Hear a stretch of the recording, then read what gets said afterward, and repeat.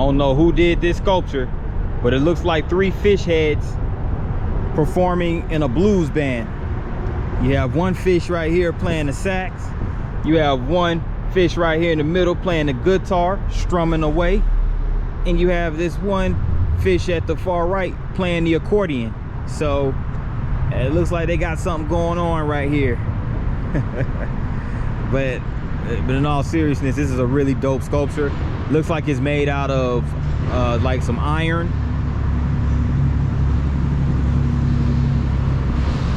But I guess the sculpture remains anonymous. All right, now here we go.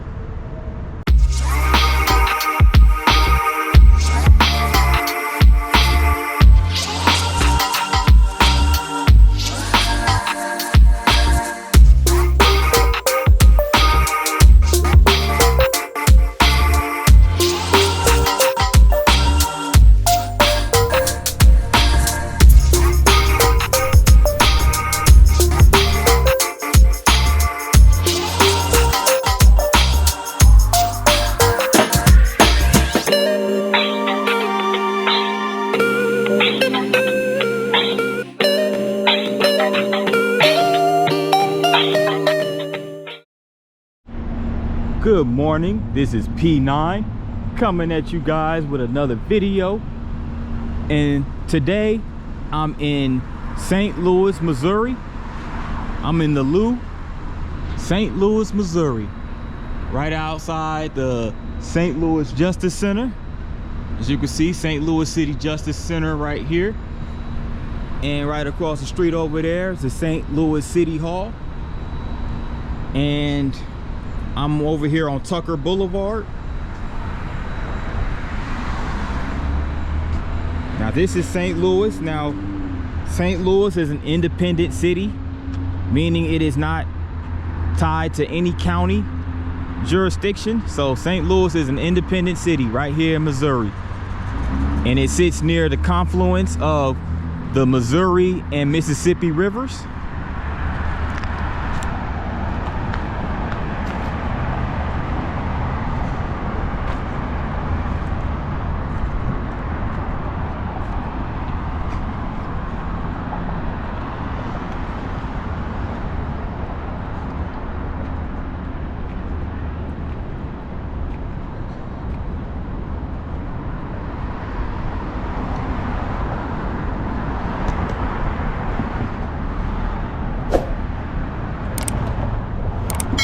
Now, it was the French who came to St. Louis to settle. It was a multitude of French fur traders by the name of Pierre Laclede, Auguste Chateau, and Gilbert Antoine Saint-Domingue. But prior to that, the Native American Mississippian tribe inhabited the land, which is for many years prior to European settlement and the establishment of St. Louis.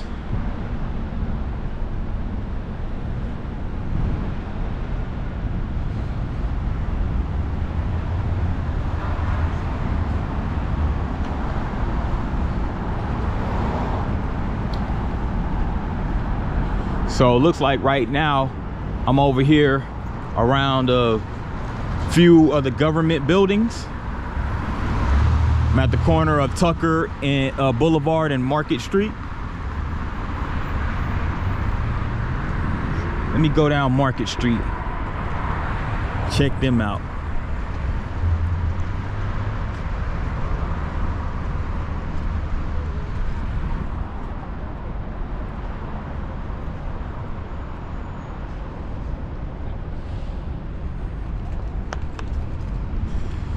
This is the judicial court that I'm out on the side of right now. It's the U.S. Courthouse and Custom House right here on Market Street.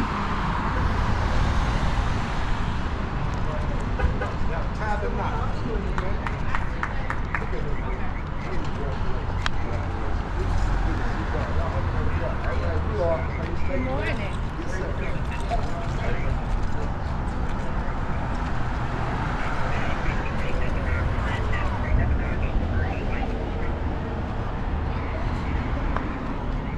Now, St. Louis is part of the largest metro area in the state of Missouri, but it is the second largest city overall in the state behind Kansas City, which is about 3.5 hours west.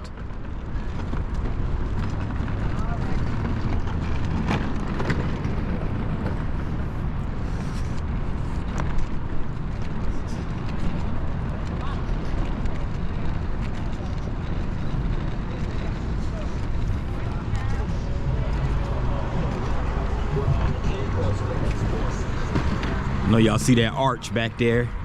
We're gonna get to that in a minute. That's the famous Gateway Arch, the world-renowned Gateway Arch, which is the iconic symbol of St. Louis. But we're gonna get up closer to it later on as we get over to Independence National Park.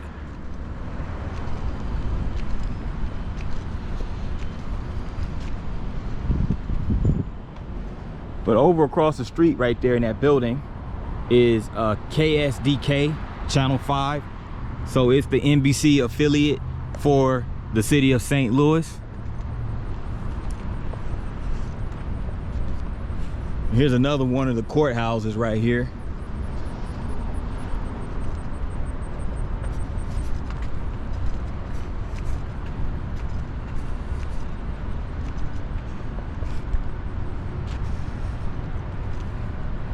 Check this out right here. It's just basically the history of St. Louis freedom suits plaintiffs. It gives a rundown of all the court cases that have taken place in St. Louis from 1814 to 1860. So here's it's a whole lot of them right here. And to name a few, it was Marie, a mulatto girl in 1822, a free mulatto girl. So this is a lot of it had to do with what's going on during the enslavement era.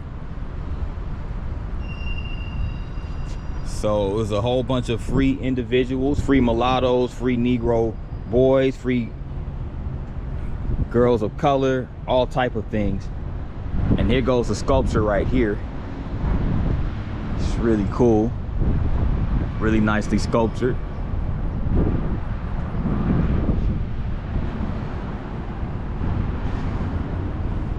But there was a lot of lawsuits, especially as it pertained to the freedom status of a lot of these slaves.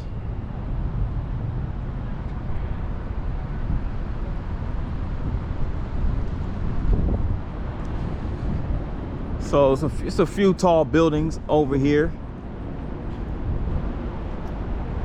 This one in particular looks like the AT&T building.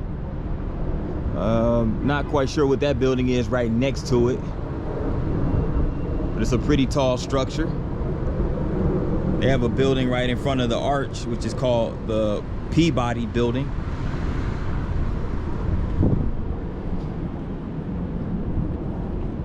But I'm gonna go ahead and continue down Market Street.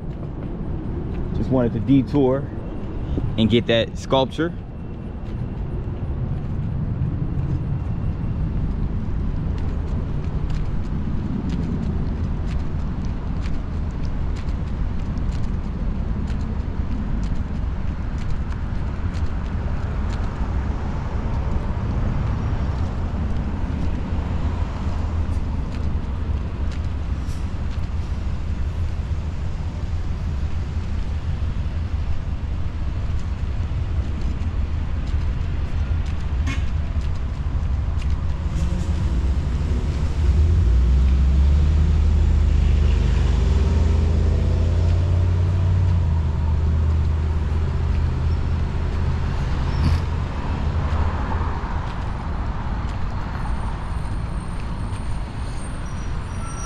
Now, St. Louis has been an independent city since 1877. and it separated from St. Louis County. So it used to be part of St. Louis County. Now St. Louis County still exists, and it has a ton of municipalities, but St. Louis City is an independent city. So in order to distinguish it from the county, you just refer to it as St. Louis City and refer to the county as St. Louis County.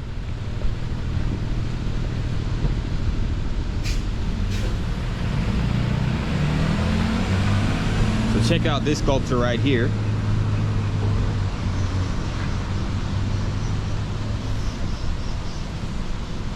Oh, this is dope. This is dope. This was actually by Keith Haring. Keith Haring, the graffiti artist that was out of New York, who passed away back in 1990, unfortunately. But he was the very famous graffiti artist who's mostly associated with hip hop culture. He did so he was the actual architect of this sculpture. He did the design, so that is really dope.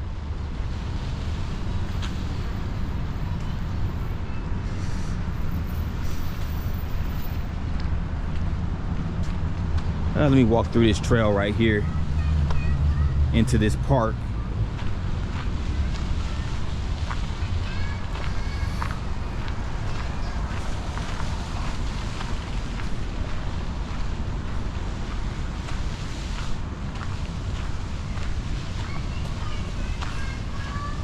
Looks like a sculpture of some looks like some rabbits right here.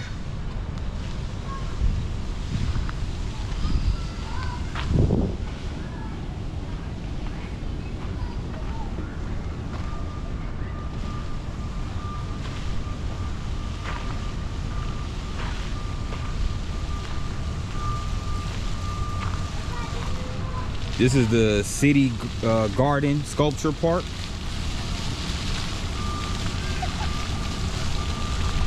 So they have fountains right here in the park, as you can see right over here.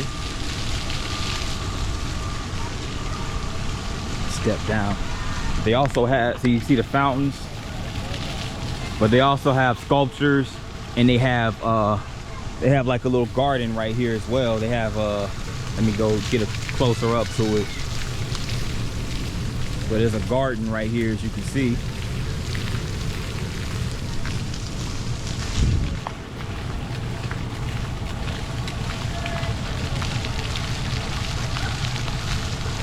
That sun is out in full effect, and it's only 10:30 in the morning. So this will be a good time to come to play around in the fountains. But it's a nice sculpture right here.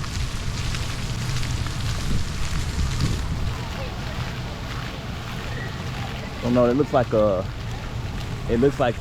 top part of it is shaped like a oyster or some type of, it has an opening in it. I'm not sure. Kind of looks like I don't know, man. I'm not sure what that opening is, but it looks nice. Looks nice.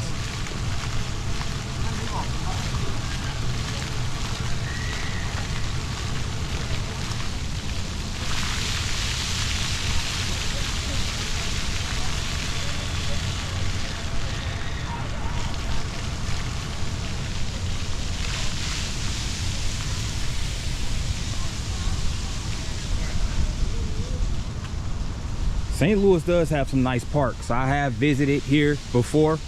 As you can see, these sculptures right here. It's like a stainless steel one right here.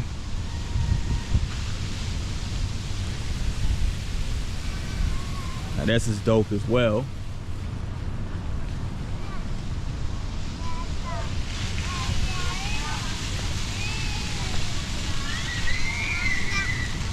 But as I was saying, I visited St. Louis before. My uncle, God rest his soul, used to live here, and me and my mom and my grandmother, you know, we would come out here and visit him from time to time. So this isn't my first rodeo with this city. I guess this looks like a sculpture of Pinocchio. Yeah.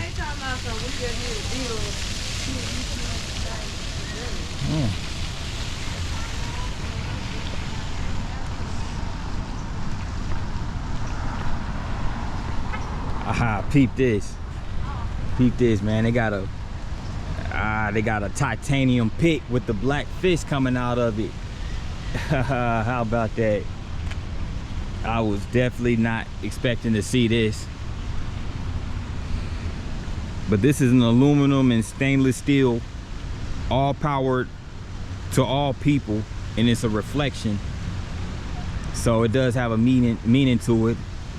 And Hank Willis Thomas was the sculptor of this, and it was sculpted in 2021. So you just look at your reflection and you see that all people have power. So that's cool. And that is, shout out to Hank Willis Thomas for this beautiful artwork. Now this is by far the best one sculpture that I've seen, and I've seen a ton of really good, nice sculptures, but that's really dope right there. That's really dope.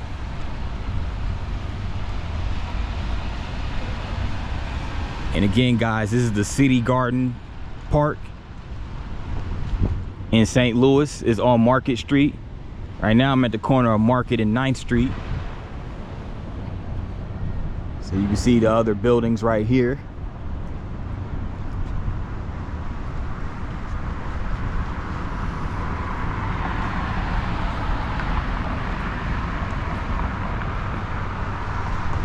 Now this building right here is the Bank of America Tower.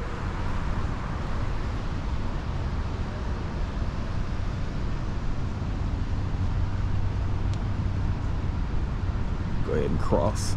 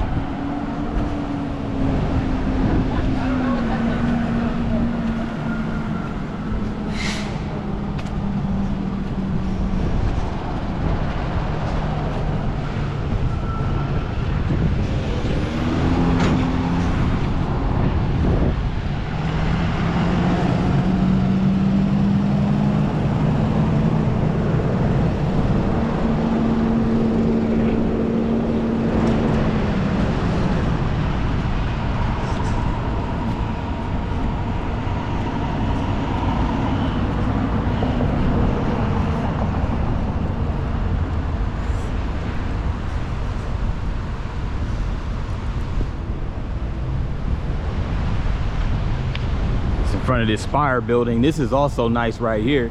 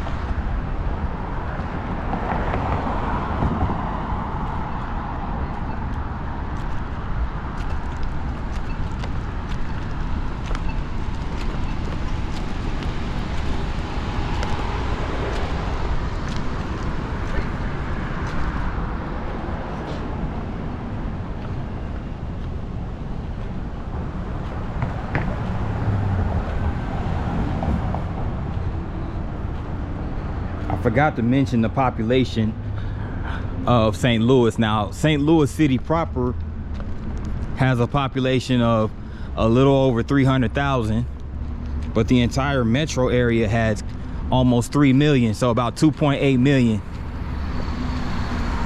So the metro area is extremely big because the metro area extends to suburbs not only in Missouri, but also across the state line in Illinois, across the Mississippi River.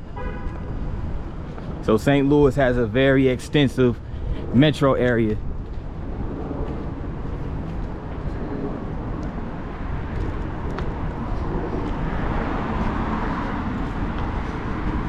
So it's a lot of history associated with St. Louis as it comes to Supreme Court cases, also as it pertains to sports and just history in general, Civil War history, you name it, it's right here in St. Louis.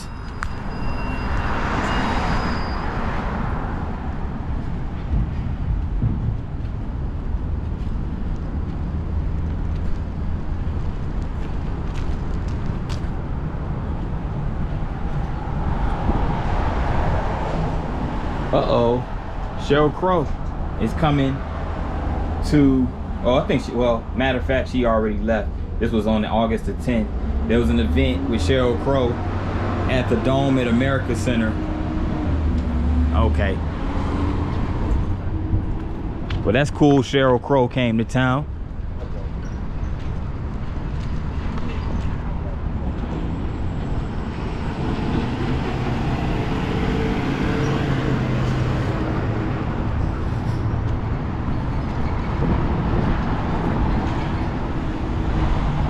Now right here, this building right here with this dome is the old courthouse for St. Louis, and it is currently under renovations.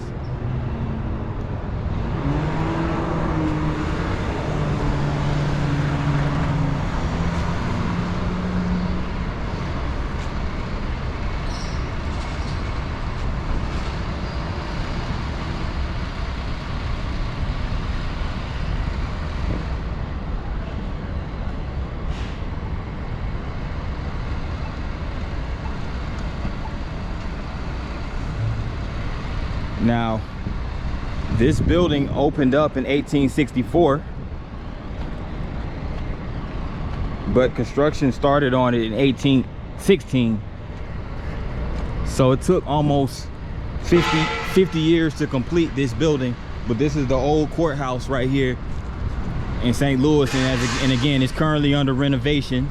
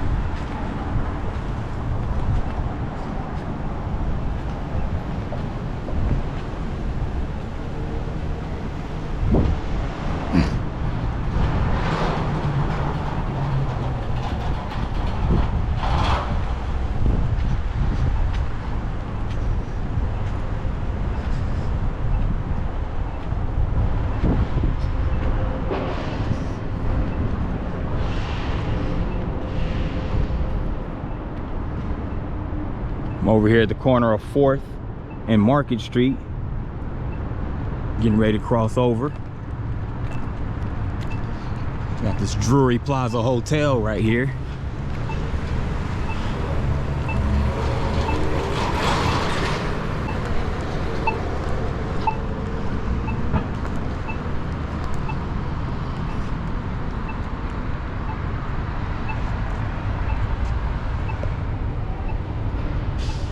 This building is one of the few remaining links to St. Louis fur trade that began with the city's founding in 1764.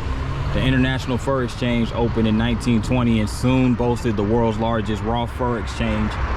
Here, farmers sold furs trapped in southeast Missouri swamps to help their families survive the Great Depression. In the 1940s, 80% of the world's fur seal pelts were sold here, including those from the Pribble Islands in the Bering Sea. Beaver, fox, and other animal pelts from the Rocky Mountains were also auctioned here. So apparently this building right here was used for fur exchange, in the fur trade.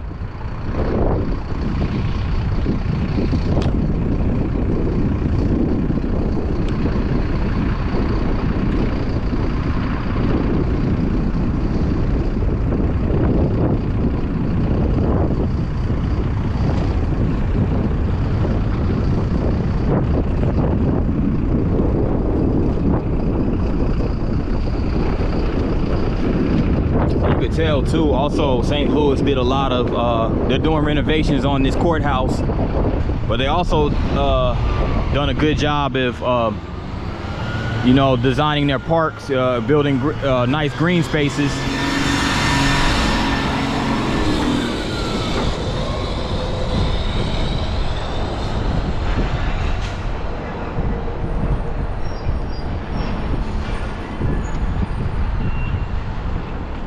Go over here real quick.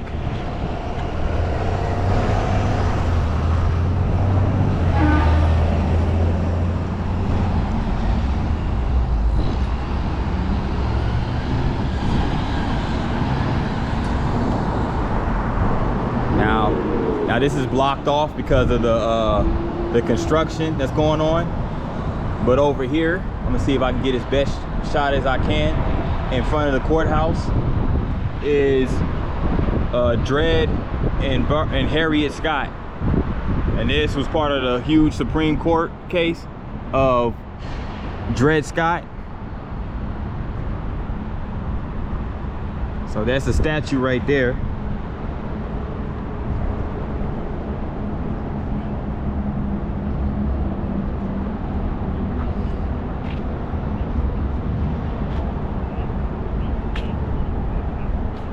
Now, those that aren't familiar with the Dred Scott versus Sanford case, it was a Supreme Court case that took place in the 1800s. And it was basically it had to do a lot with blacks having citizenship, and people of black African descent particularly. So this was in reference to Dred Scott, who was an enslaved black man whose owners had taken him from Missouri, a slave-holding state, into Illinois and the Wisconsin territory where slavery was illegal. When his owners later brought him back to Missouri, Scott sued for his freedom and claimed that because he had been taken into a free U.S. territory, he had automatically been freed and was no longer a slave. And he actually won that case as well.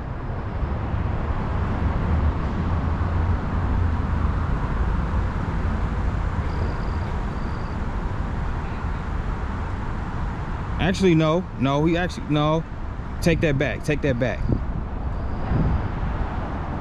They actually lost that case. I'm sorry. He actually lost that case because the decision in that court case was that the Constitution did not extend American citizenship to people of black African descent, and they could not enjoy the rights and privileges. So it was a huge controversial and one of the worst Supreme Court decisions ever.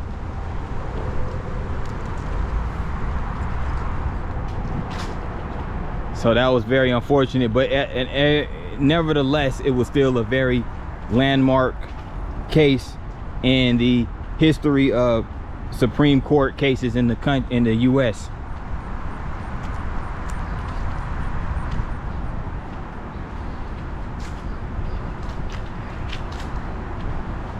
As I make my way to the Gateway Arch National Park,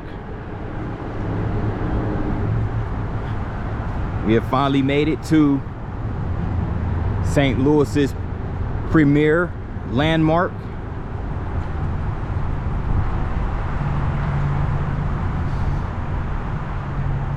Now the Gateway Arch is actually considered a national park, so this is the Gateway Arch National Park.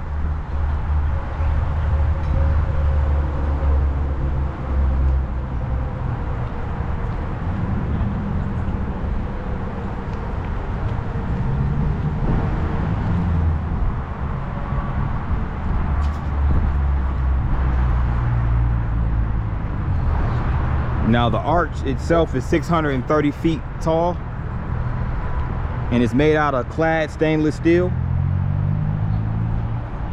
and it's the world's tallest arch. So at 630 feet, there's no other arch around the world that eclipses the height of the Gateway Arch in St. Louis. And it's supposed to commemorate the westward expansion of the US, as St. Louis is known as the gateway to the west.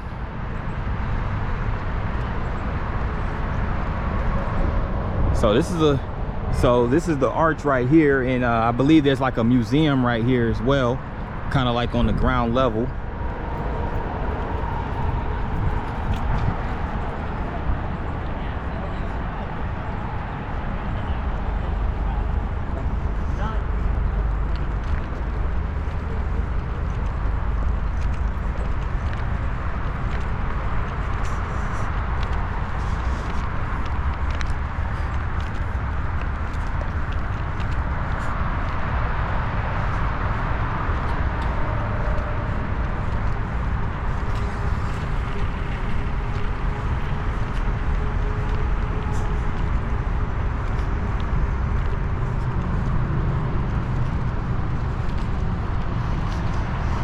Here's a really nice view of the city from the Gateway Arch Park. You see the Hyatt Hotel right over there.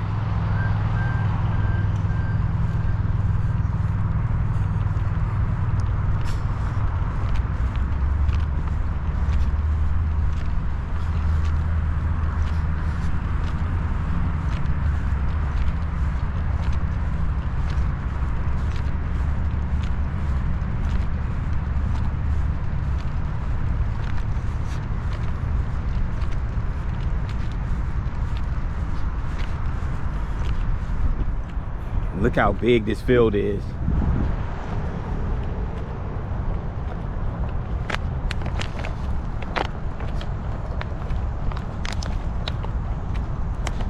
But it sits right next to the Mississippi River, as we're going to get closer up to the Mississippi.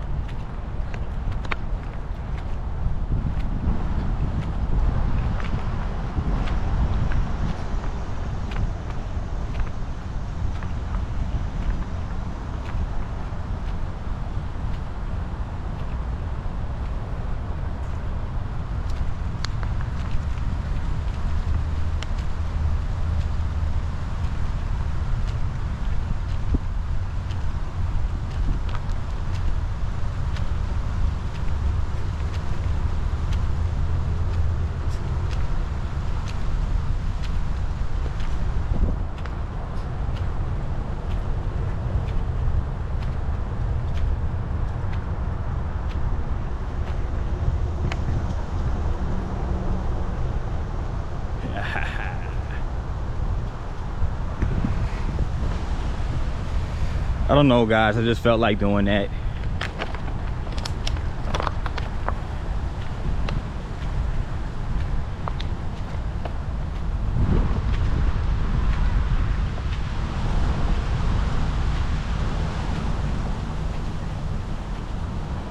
And we ran across our first marker here in St. Louis.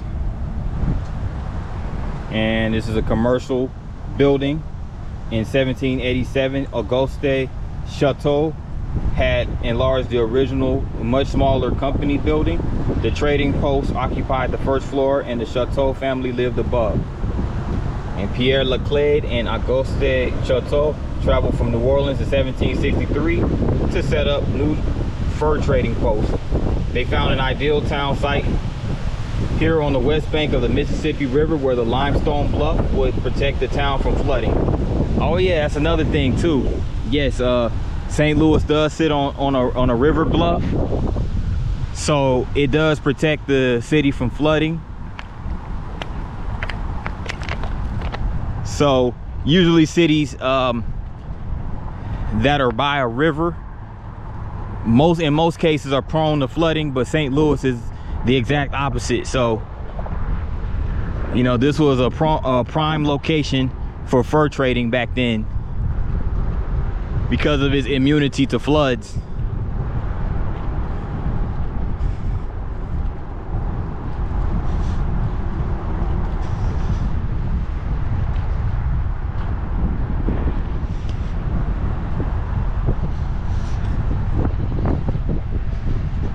Gateway is a beautiful, beautiful park.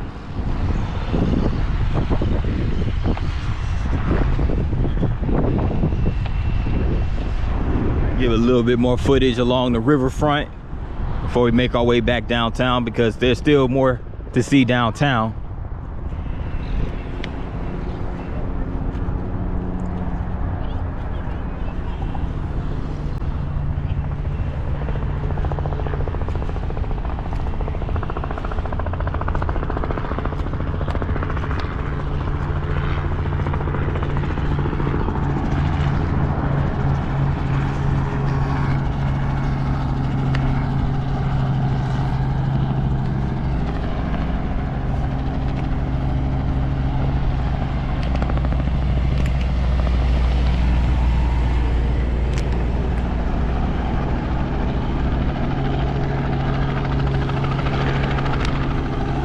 So they have a helicopter pad over there on the river. So you see that helicopter just flew in and landed on the helipad. Then you also have the Gateway Arch riverboat. So they have riverboat cruises that go across the Mississippi River. But if you go further down those steps, there's also little seating areas next to the railing by the river. So very, very cool. And again, here's another view of the arch. You're standing right underneath it.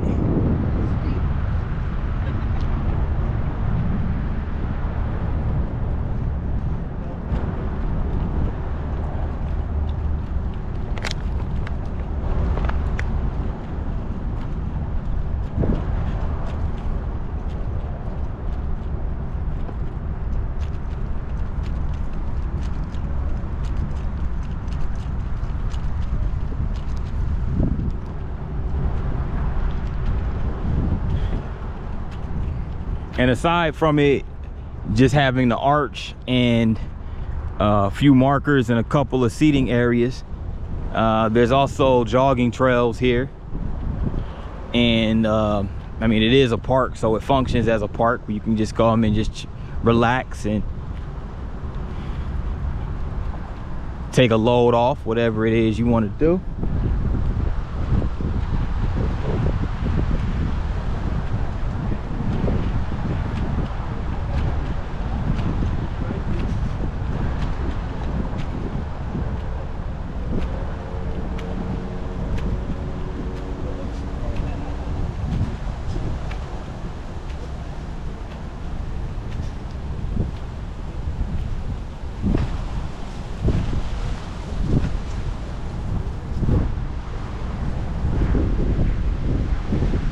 Just a little map of the Gateway Arch Park.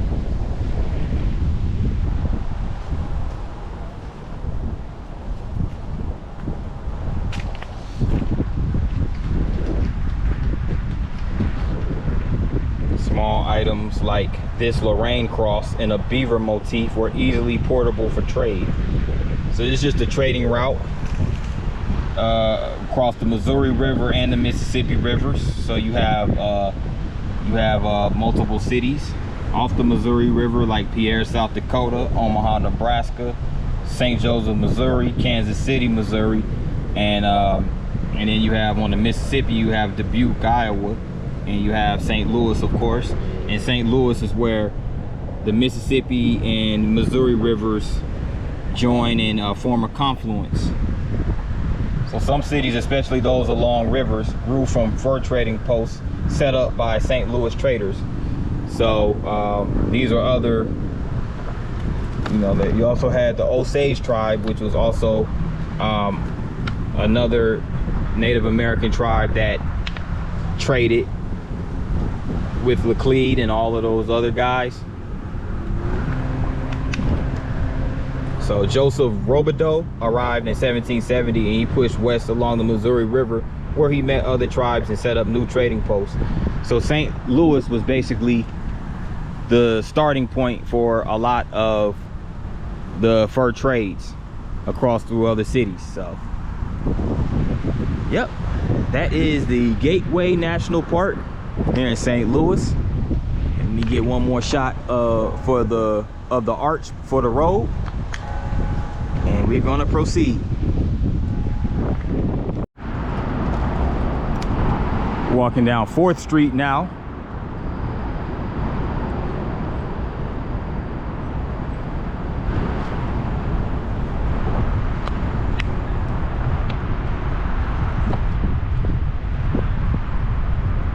And right now it's just a slew of hotels.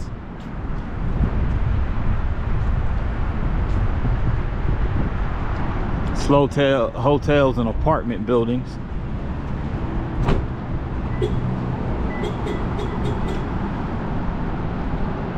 Oh, this sidewalk is closed, so I'm gonna have to cross the street over here.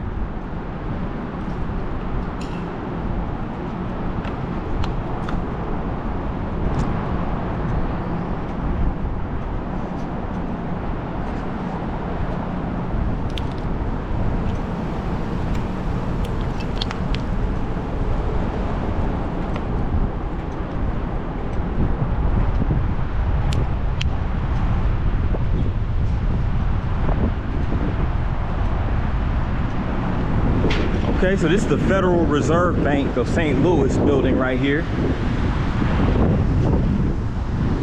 aka the Economy Museum.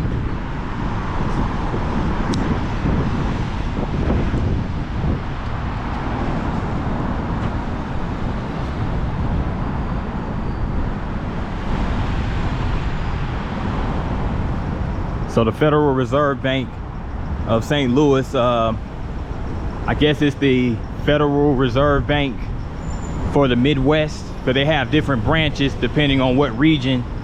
They have like one Federal Reserve Bank location per region. So I guess this will be for the Midwest region.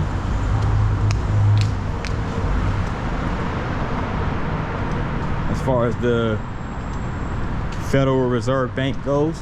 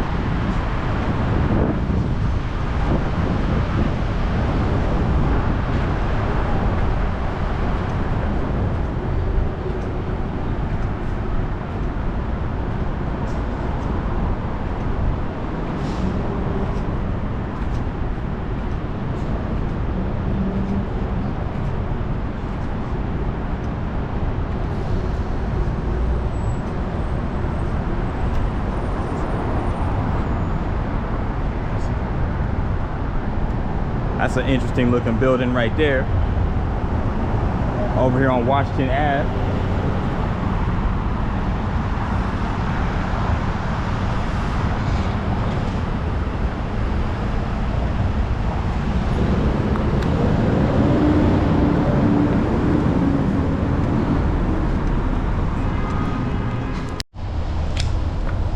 right, guys, I made it to Laclede's Landing. And Laclede's Landing is a small urban historic district right here in St. Louis.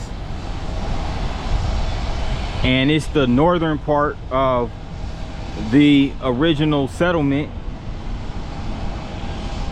that was founded or colonized by Pierre Laclede.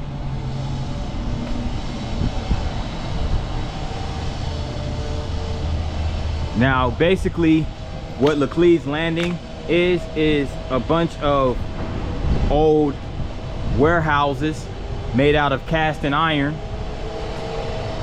that operated from 1850 to about 1900, so an industrial part of the city. And these buildings have been converted into lofts, some into restaurants and for other uses as well.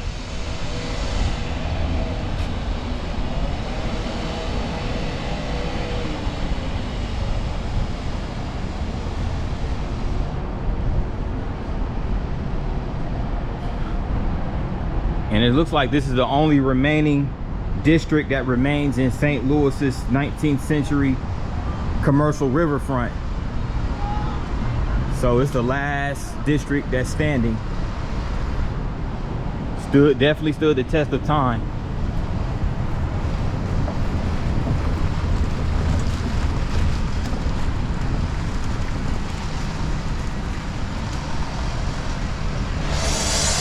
There's some construction going on over here.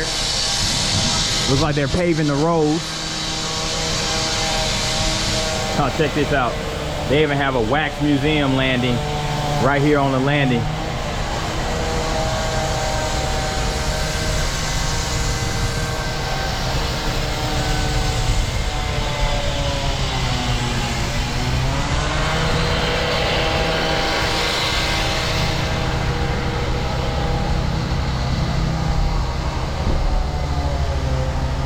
And of course, being that St. Louis was founded by the French, there is a lot of French architecture and French influence here in the city. And this is called Rue de la Galice. I don't know. My French is terrible. But it's 2nd Street. It translates to 2nd Street in English. So Church Street or 2nd Street was named for the Catholic Church that was found in the center of the town. The first church was a small cabin that lasted 6 years between 1770 and 1776. The second church, built in 1776, was a more substantial vertical log structure measuring 60 by 30 feet. It looked very much like the Holy Family Church in Cahokia, Illinois, with nearly identical dimensions. Okay.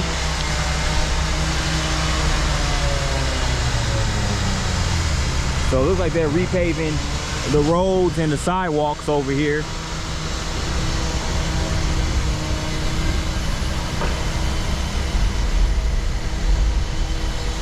So they have a few lofts over here.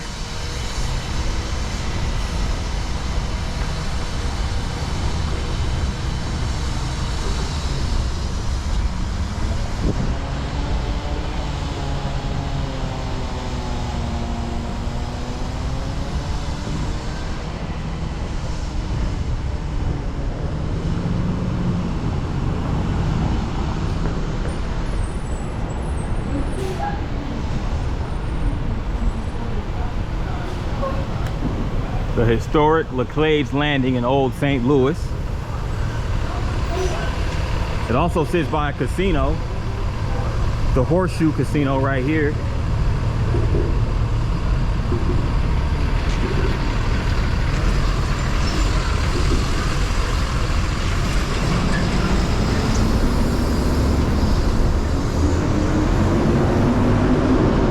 I'm gonna turn back around. I'm gonna go into the heart of the landing.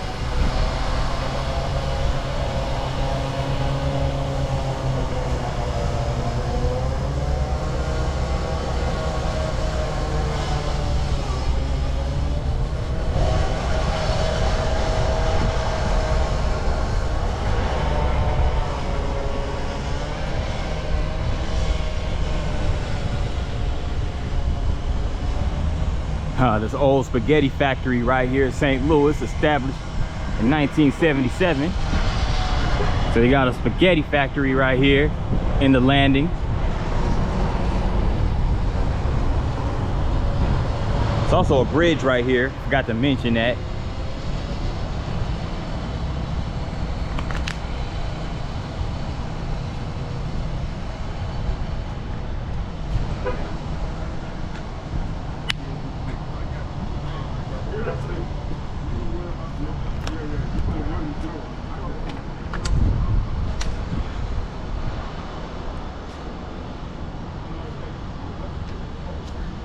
So they basically just have like lofts, bars, restaurants in this district. So this is a joint called Five Aces Smokestack Lightning.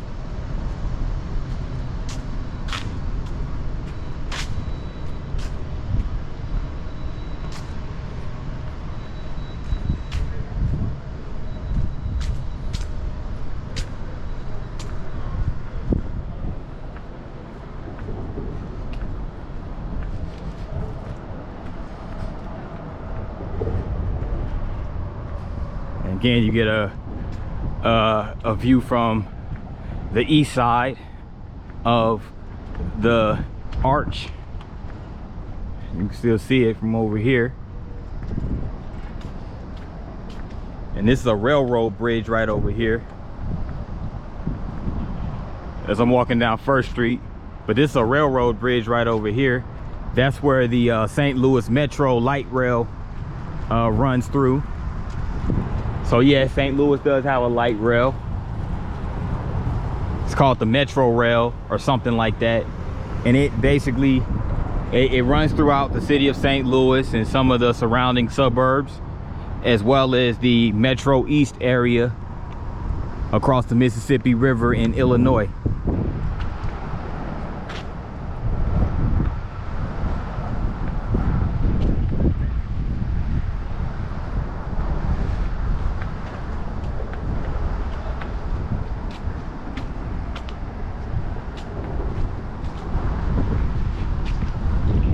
This is the Catherine Ward Bird Garden right here, right along the Mississippi.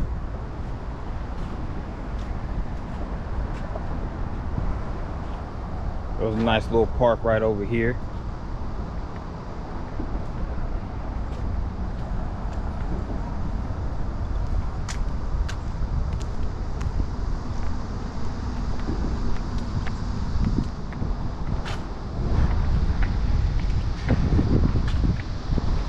Yep, and here's the metro station right here for Laclede's Landing.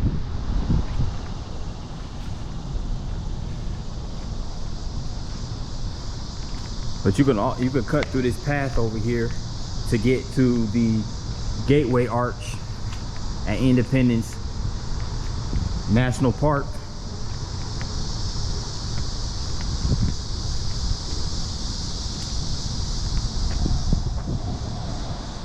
But there you have it. That was Laclede's Landing. Now getting ready to head back downtown.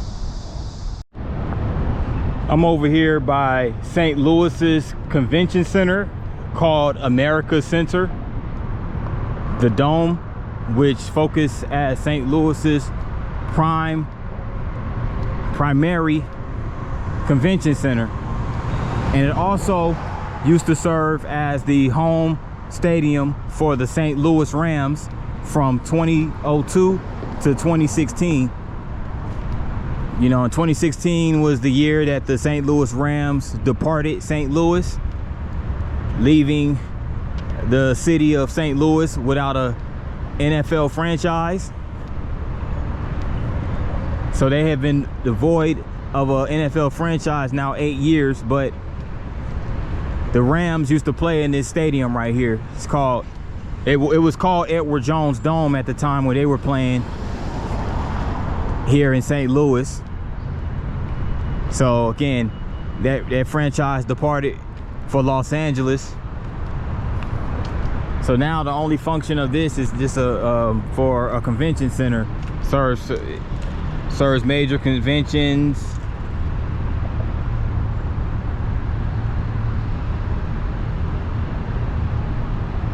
And there's also other sporting events that take place in this stadium. Here it is.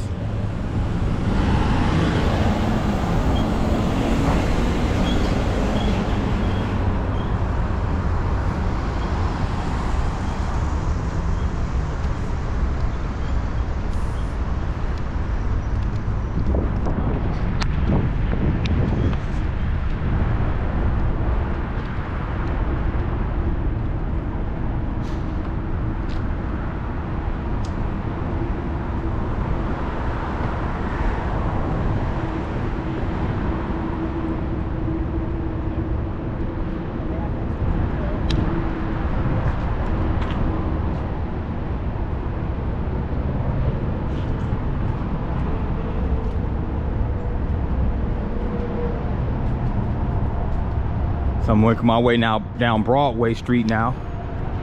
This is a Pear Tree Inn hotel.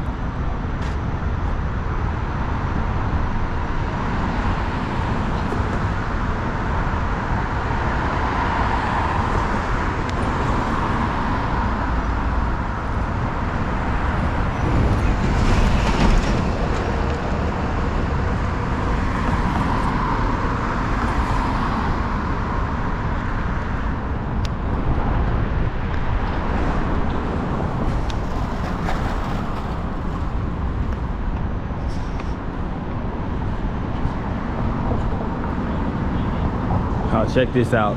Check out this sculpture right here. It's basically a bear and a bull going at it. The sculpture right here is called the Stifel sculpture, and it was sculpted by Harry Weber on dedicated October 24th, 2013. So that was a dope sculpture right there. Sculpture right there. And it's outside the Stifel building.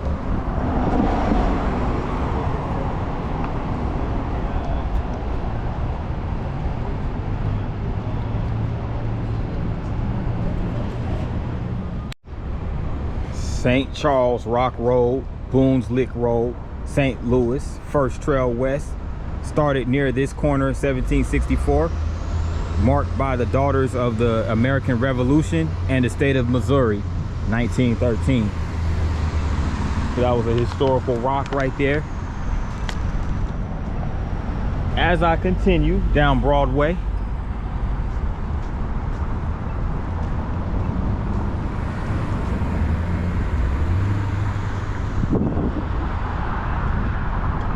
check out this park over here.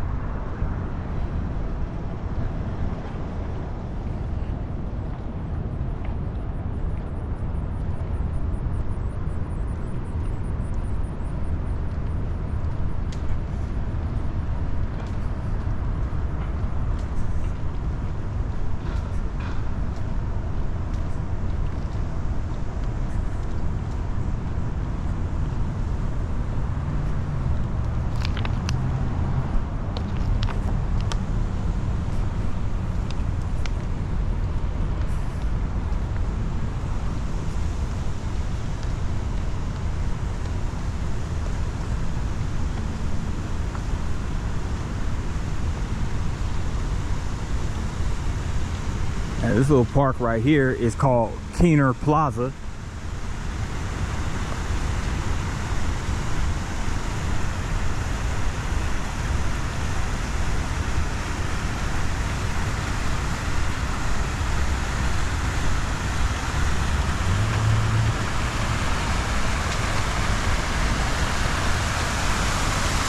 Fountain right here, and you see that sculpture right over there as well.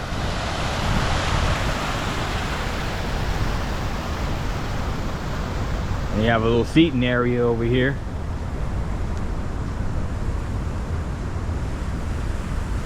Got the string lights up. You know, it's like one of my favorite decorations right there. One of my favorite lighting styles, the string lights.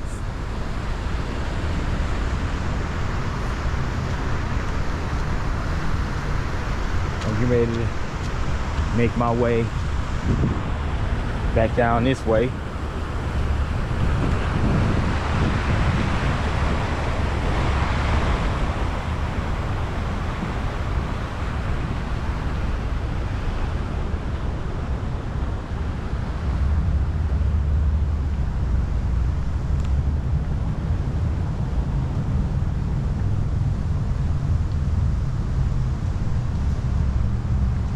Pretty nice little park.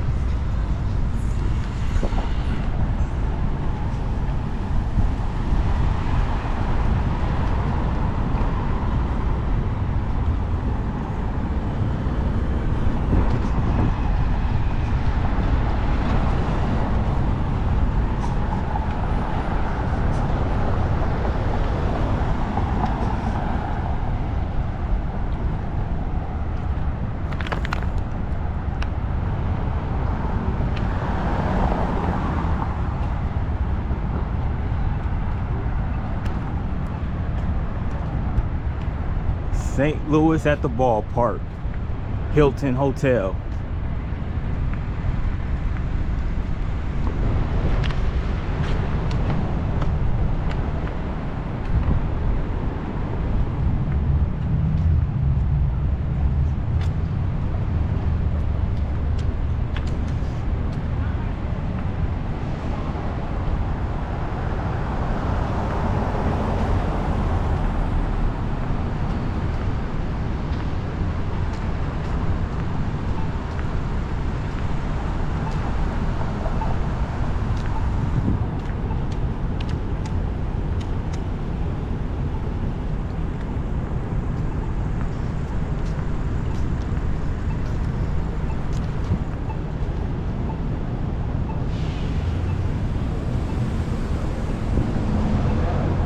That's dope.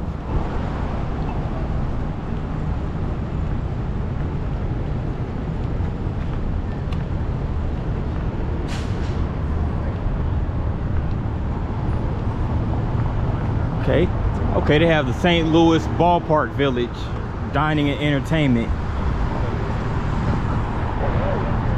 I forgot that St. Louis had this ballpark village. This wasn't here last time I went to, or last time I visited St. Louis.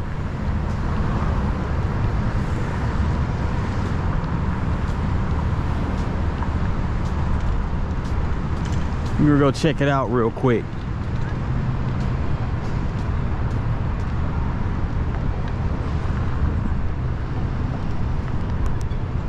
Looks like a little entertainment and shopping district that's over by the St. Louis Cardinals ballpark, which we're going to see momentarily.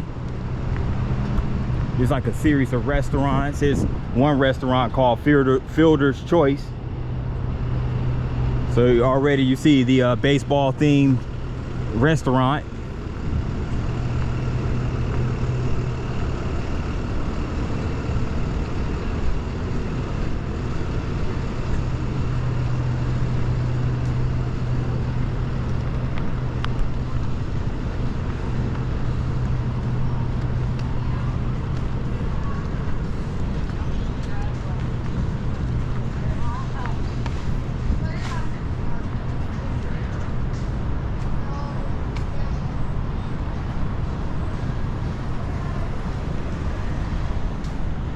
Valley Sport Live. Okay, they have a St. Louis Cardinals store right here. So it sells a bunch of merch with St. Louis Cardinal.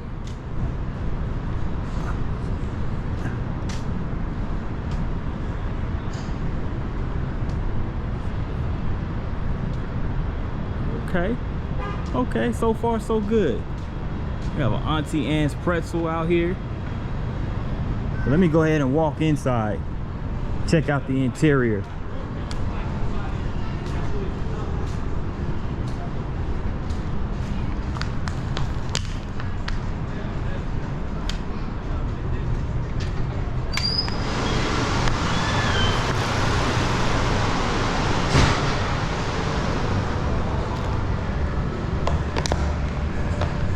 It must not be a game today because I don't see much activity going on.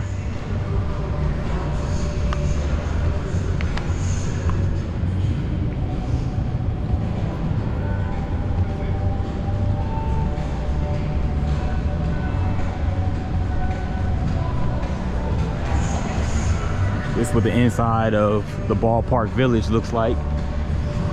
They have the jumbotrons over there, and they also have a bar. They have a pizza bar. Cardinals Nation Hall of Fame Club, brew house.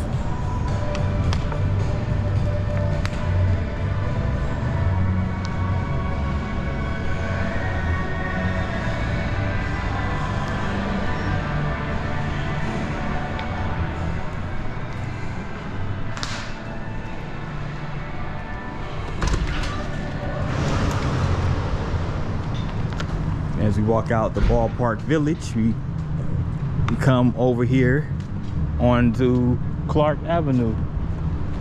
Clark Avenue right in front of center field. This is Busch Stadium.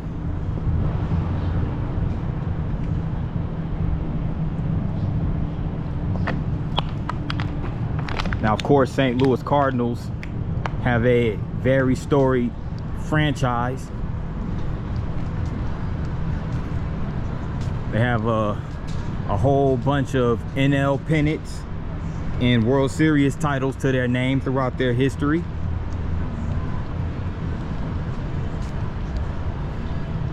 And again, this is Busch Stadium. And right over there is the Ballpark Village where we just walked out of. So those two are right across the street from each other.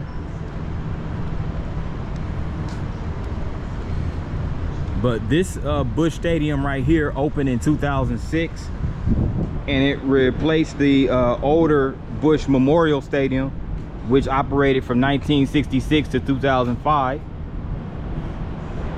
And here's the broadcaster famous broadcaster for the St. Louis Cardinals. Name is Jack Buck.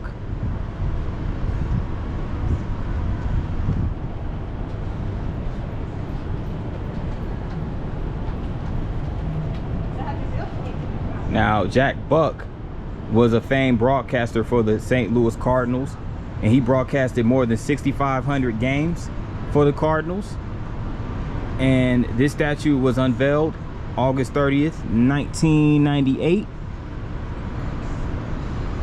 The voice of summer, Jack was a ticket to the game for those who could not be here. Go crazy, folks. Go crazy, folks. That's a winner. Of course, I can't say it like Jack Buck. R.I.P. to Jack Buck. And here's a photograph collage of him right here, just including him throwing out the ceremonial pitch. So that's another thing too. He was broadcasting games back when it was real popular to catch the baseball game on the radio.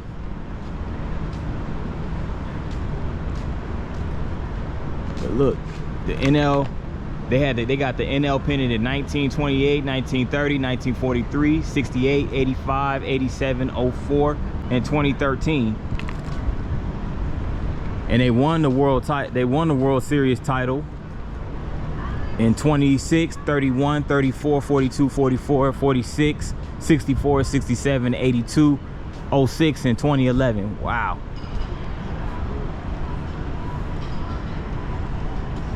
But I remember growing up watching the St. Louis Cardinals. I mean, it's a ton of players who suited up in a Cardinals uniform, but I remember that home run race between Mark McGwire and Sammy Sosa back in, I believe it was 98. And I also remember Albert Pujols.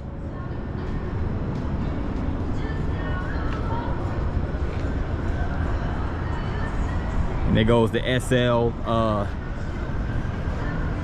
logo right there. But they really did a nice job on this development right here around the Cardinals ballpark, or Busch Stadium.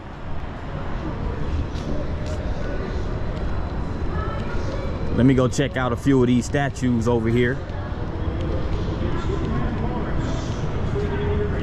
As you can see, the official Cardinals team store right here. And Morris gets the strikeout. Marquis delivers. Swing and a little pop out in front of the plate. Great play by Molina, and he throws him out. The Cardinals win this one in a great big run by Molina gone. Jason Marquis. What a job he did today. And now we see the major league debut of a 23-year-old. And let's check out a few of these Hall of Famers right here. Major Cardinals. We have Rogers Hornsby. Wow, that was a big curve. Got a lifetime batting average of 358.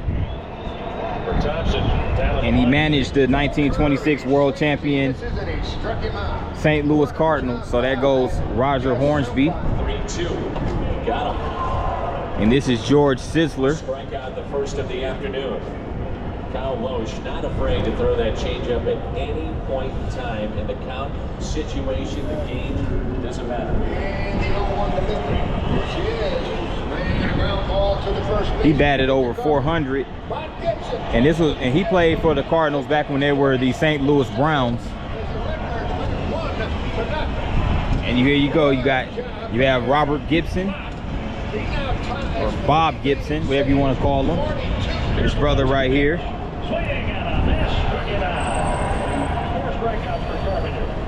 And he was a pitcher, one of the most competitive pitchers of his era.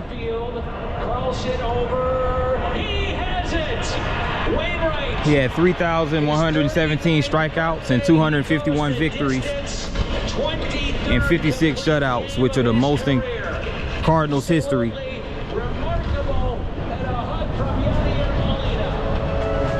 Here goes Lou Brock, baseball's all-time leader in stolen bases.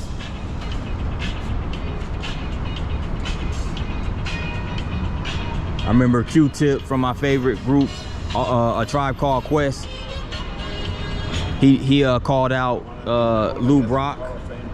He referenced him in that song Check the Rhyme. He said, I got the skinny legs, but I move like Lou Brock with speed. That's dope.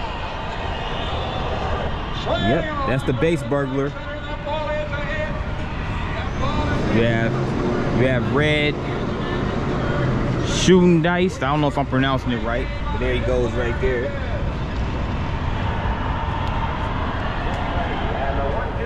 There you go. There goes Stan the Man Musial. There you go.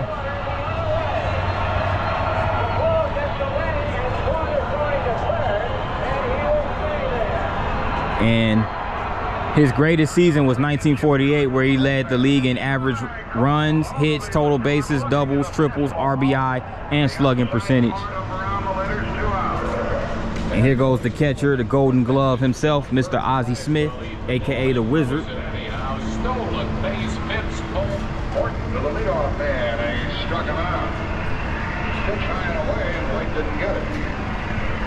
Here's Dizzy Dean, J. Hanna Dizzy Dean.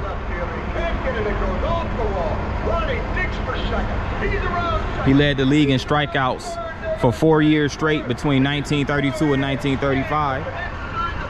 And he struck out 17 batters once in one game in July 30th, 1933. And that record has yet to be broken. And I don't know if it ever will be. That's a very huge task to accomplish, you know. Pretty huge feat.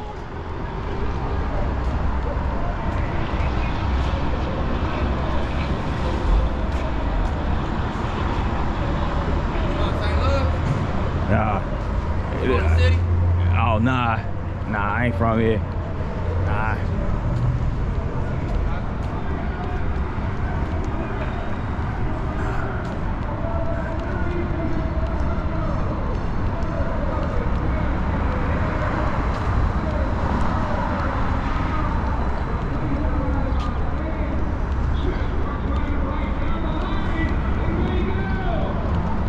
Yep. This is Busch Stadium.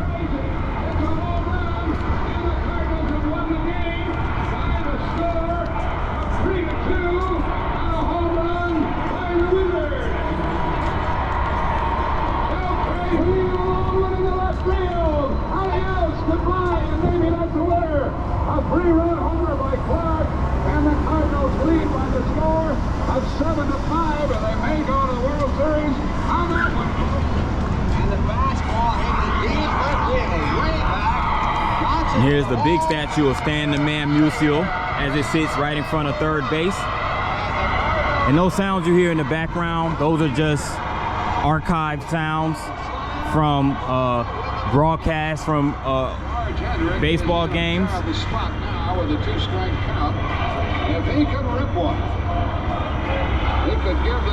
So there you have it. I don't know if you guys can see it, but over there is the Purina building. Purina, who makes all the dog food and whatnot. Their headquarters are here in St. Louis. So there you have it. That's the St. Louis Cardinals ballpark.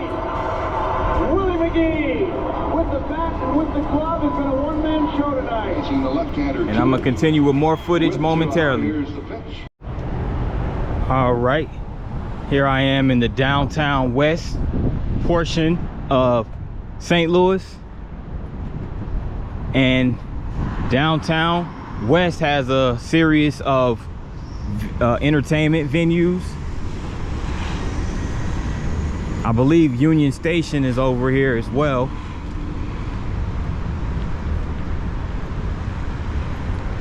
But it's over here on Clark Avenue, and at the corner of Clark Avenue and 14th Street is where I am right now.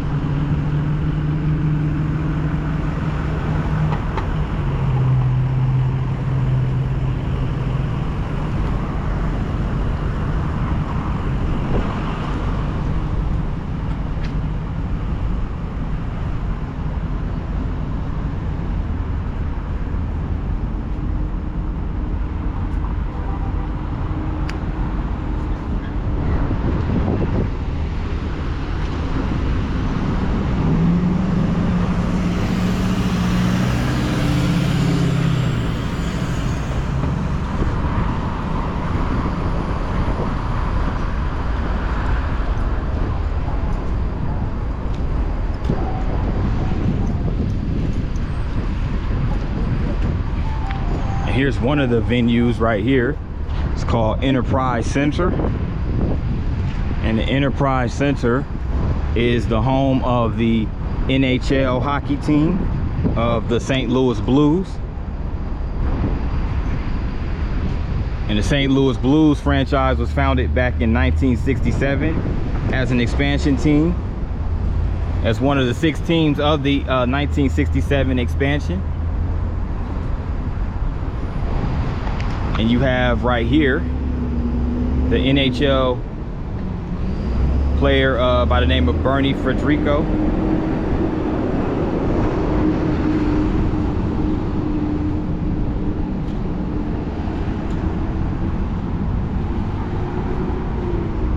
And here's Al McInnes.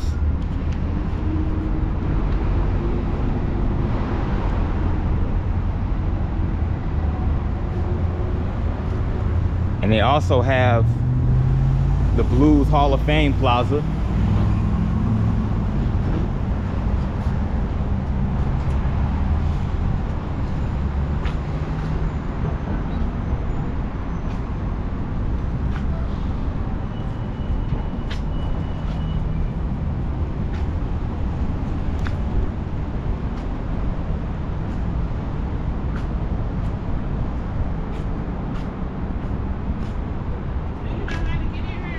Nope.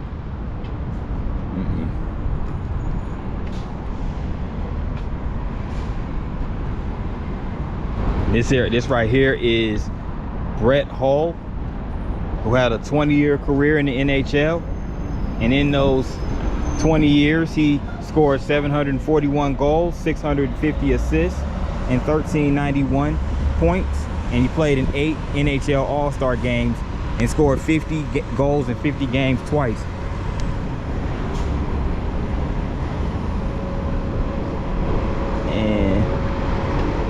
And right here is a statue of Brett Hull, whose career spanned from 1986 to 2006. So there's a lot of history associated with the St. Louis Blues.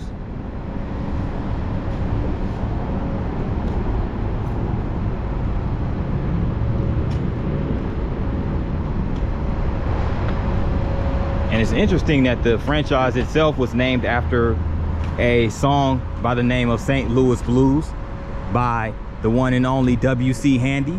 So W.C. Handy actually inspired the name of a pro hockey team. I had no idea.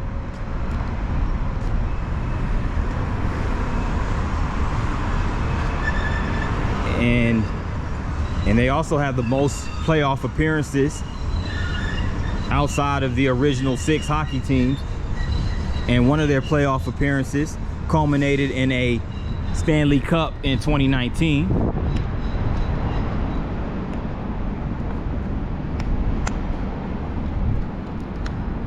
So this is the Enterprise Center, home of the St. Louis Blues. But not only does it host the hockey team, it also hosts an array of events such as wrestling events, NCAA hockey, NCAA basketball, and concerts.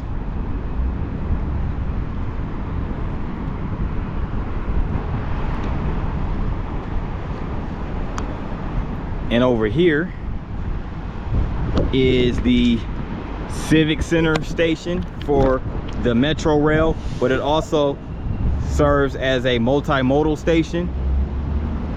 So you have the city buses, the Metro Rail, and the Greyhound buses converge at this multimodal station right here in the Downtown West neighborhood.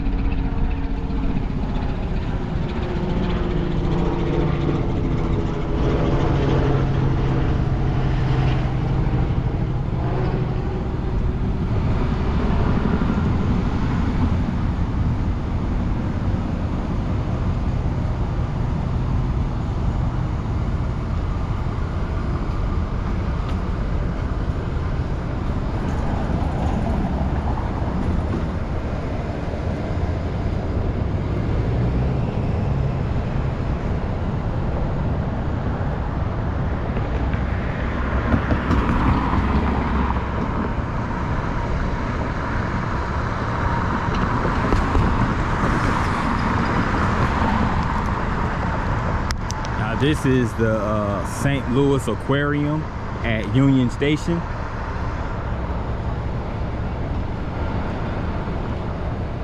So Union Station is over here in the Downtown West neighborhood.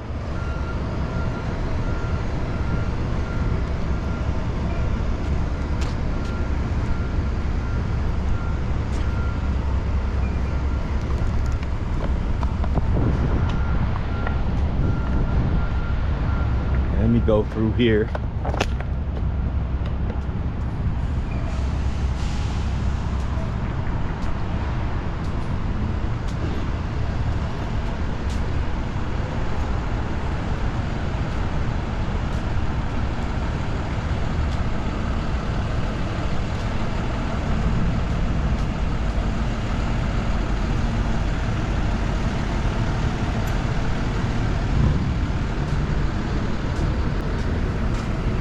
Mighty Mississippi and St. Louis, a perfect match. The addition of railways in the Union Station in the late 1800s established the growing city of St. Louis as an essential center for commerce and trade, and solidified St. Louis as the gateway to the West.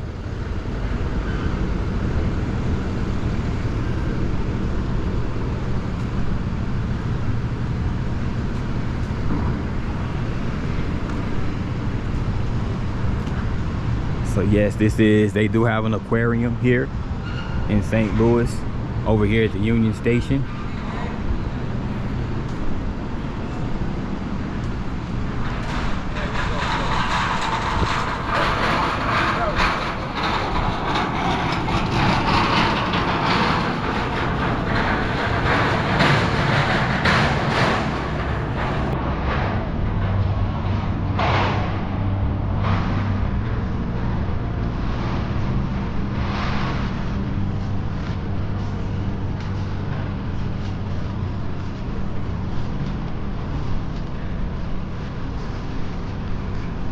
Check this out.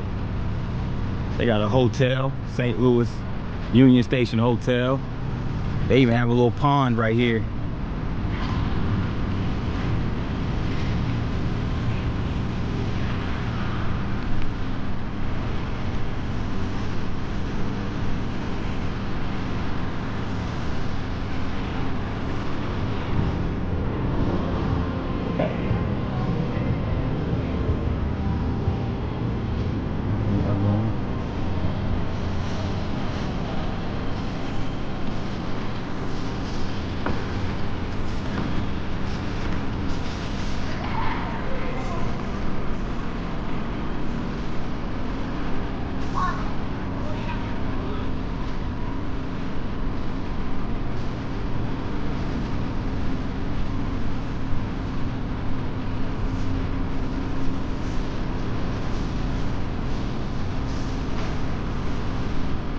So it's a nice place to come bring the family, especially the little, you can bring the kids over here. They have like little, of course they have the aquarium here at the Union Station, but they also have a bunch of other attractions. They have little model trains and things of that nature to fit the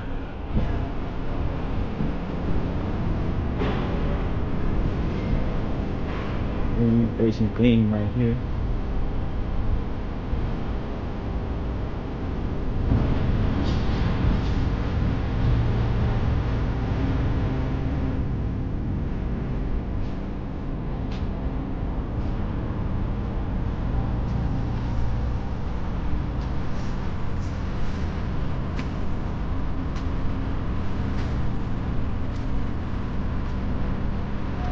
And you see they have the railroad cars right here.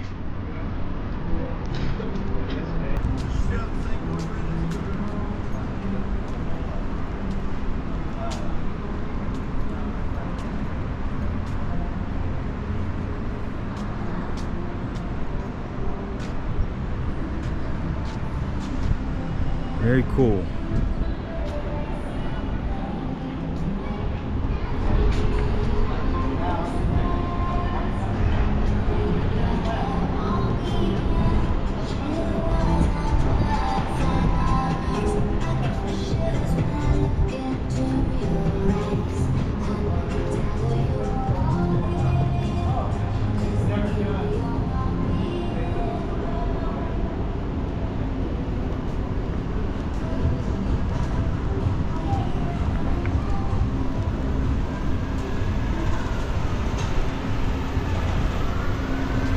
have the merry-go-round over here.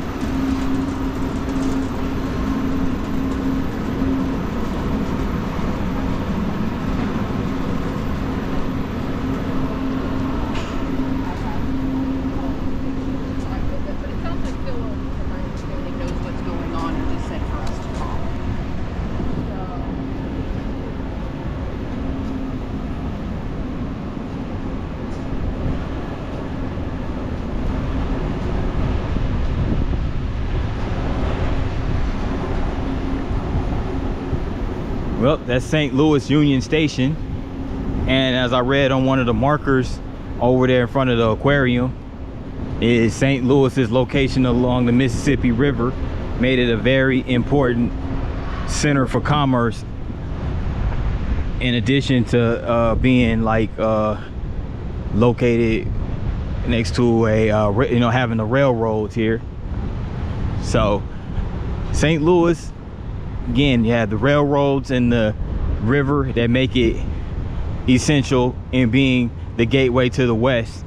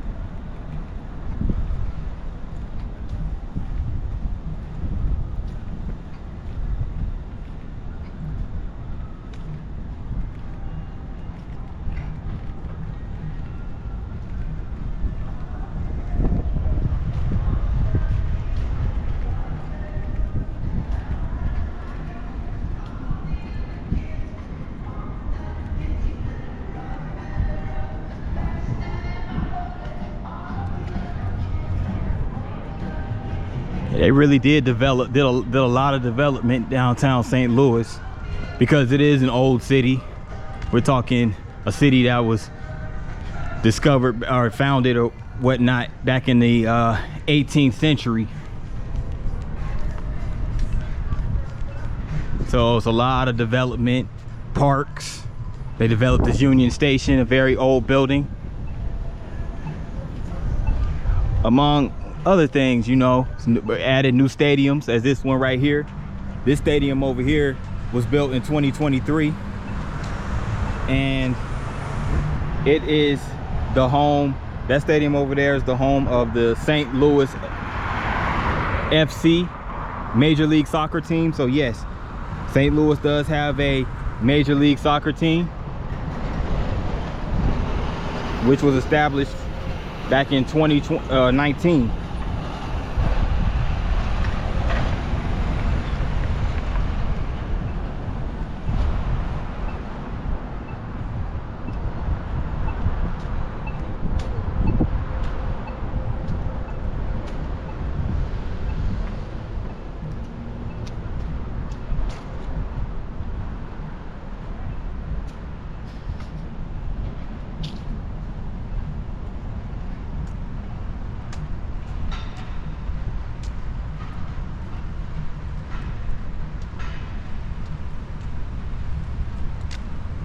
It's a nice looking stadium from over here. Looks pretty.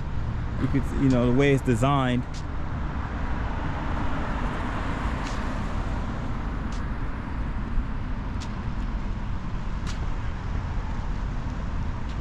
And the name of the park, the name of the venue is called City Park. So again, it was part of that Downtown West redevelopment that took place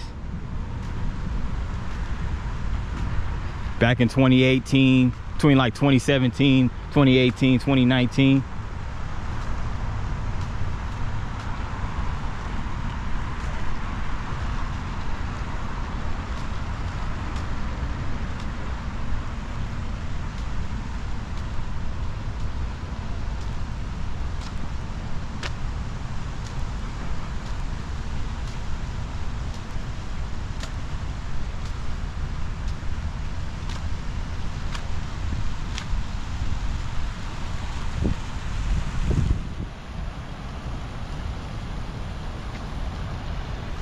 And there goes the outside of the historic Union Station right here.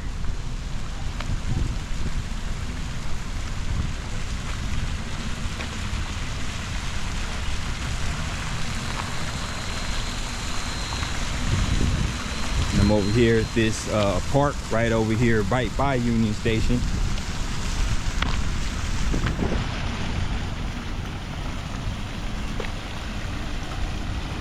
Called Aloe Plaza.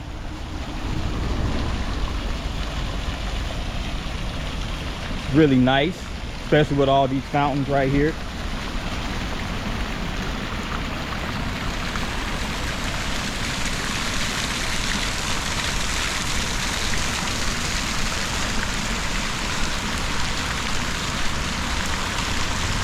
Let's check that out.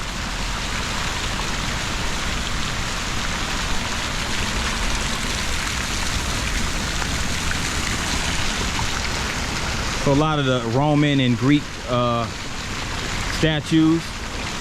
You see the fishes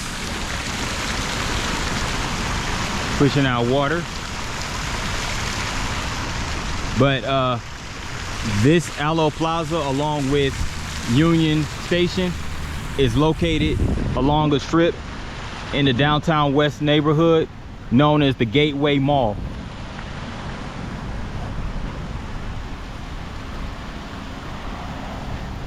But this wraps up downtown St. Louis. I'm gonna get a couple more parts of the city and then I'm gonna proceed. The Stifle Theater.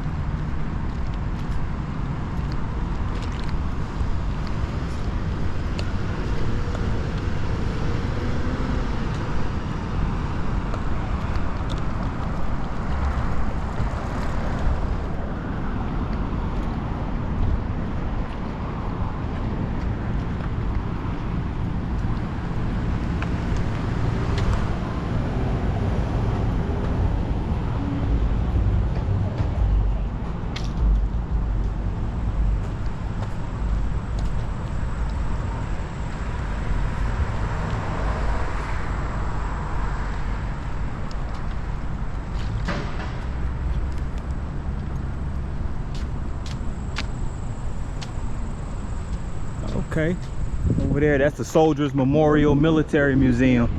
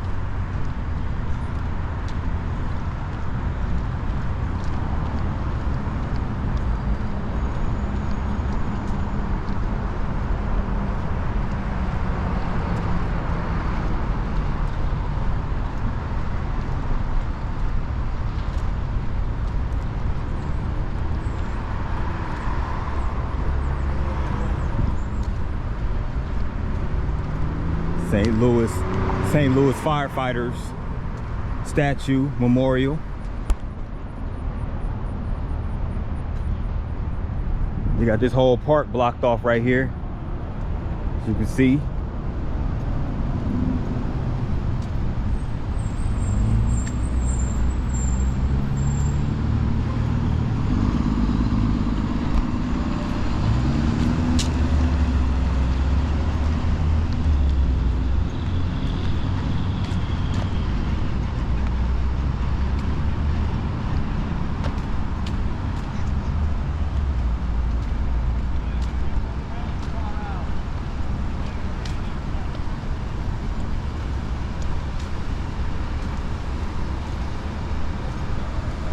There goes the Vincent Amell Law Library, part of the St. Louis University.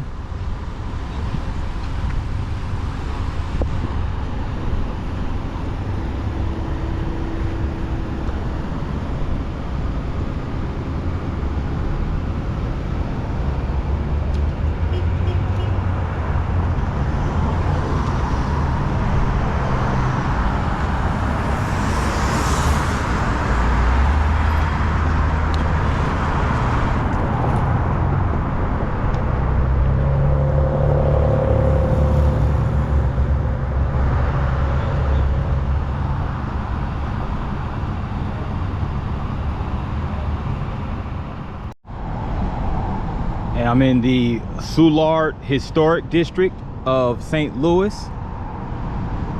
It is home to the legendary and historic Soulard Farmers Market. And this is the Soulard Farmers Market right here. Now, it is closed as of now, so I just wanted to come here just to get the footage of the site itself. But this is the farmers market. It is the oldest operating public market in St. Louis, and it's the only one that's operated by the city. It's also the oldest operated public market in the US that's west of the Mississippi River. So of course they have older farmers markets that are like out in Philadelphia and Boston, but this is the Soulard market, oldest market in the US west of the Mississippi. Now, aside from having the farmers market here, there's also an array of historic buildings that host an array of restaurants, cafes. There's a smokehouse over there across the street.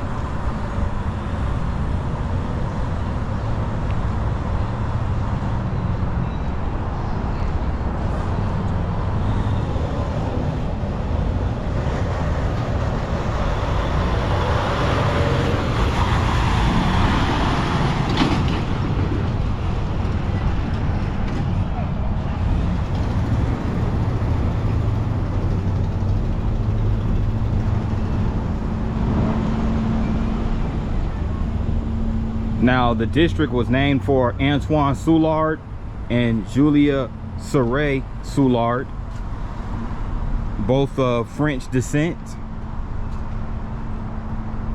And Soulard was a surveyor for the Spanish government and a refugee from the French Revolution in the 1790s. So Antoine, you know, basically surveyed the land right here. And he developed this land, which was given to him by his father-in-law, Jean Gabriel Saray.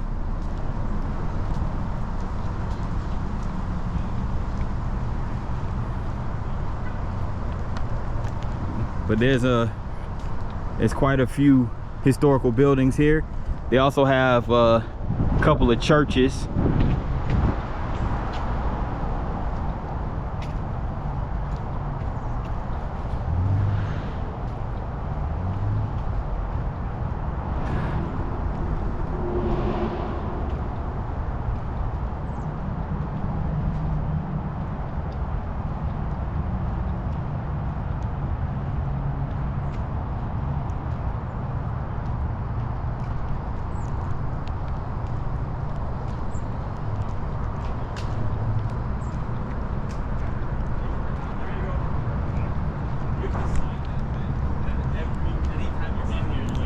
So there goes one of the churches over here.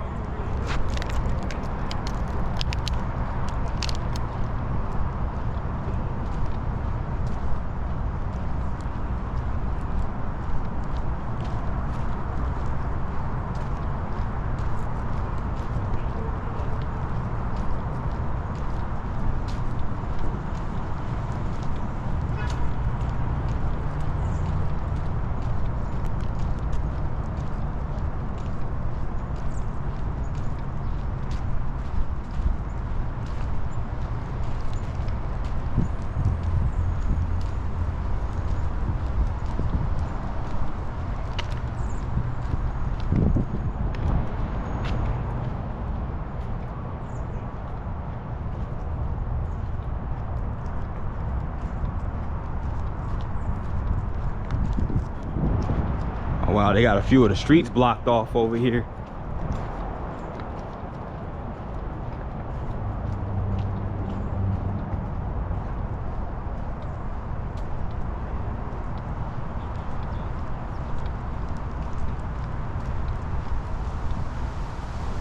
Trinity Lutheran Church.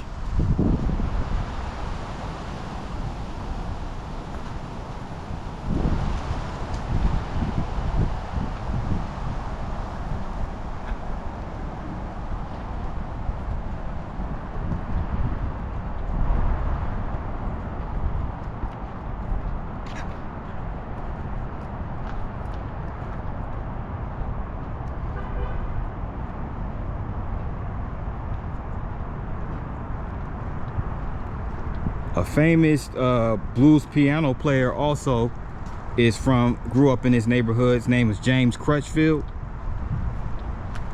He played the piano. He also was a blues singer. So St. Louis also has huge ties to the blues music genre. So there's a lot of history of that here, as well as this cross-state counterpart, Kansas City.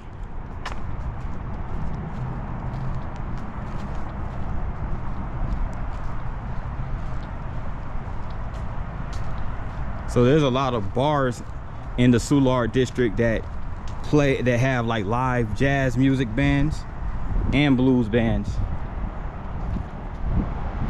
So it serves kind of like as a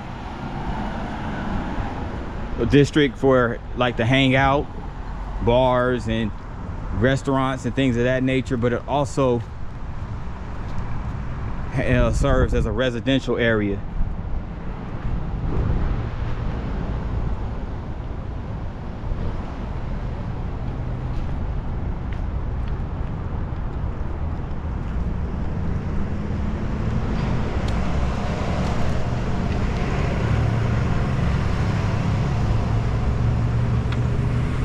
Again, here's the front of the Soulard's Farmers Market.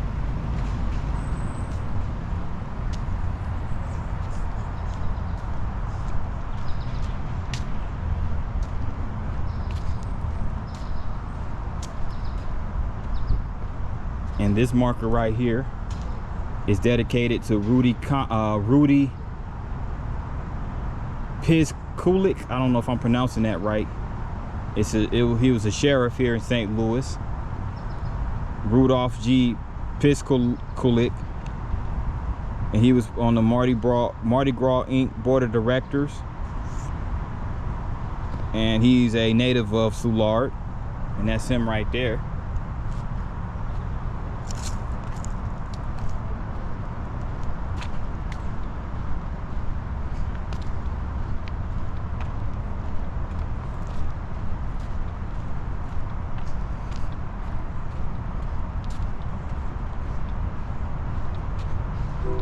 Just a few sculptures right here, right in front of the farmers market.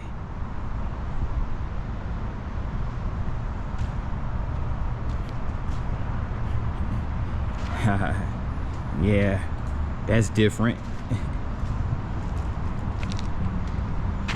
But this is the Soulard district, St. Louis. So come check it out. It's on the south end of downtown, or south of downtown St. Louis, in its own historic neighborhood. This is the Anheuser-Busch Museum and Manufacturer. So this is the Busch plant right here. This is where they manufacture beers,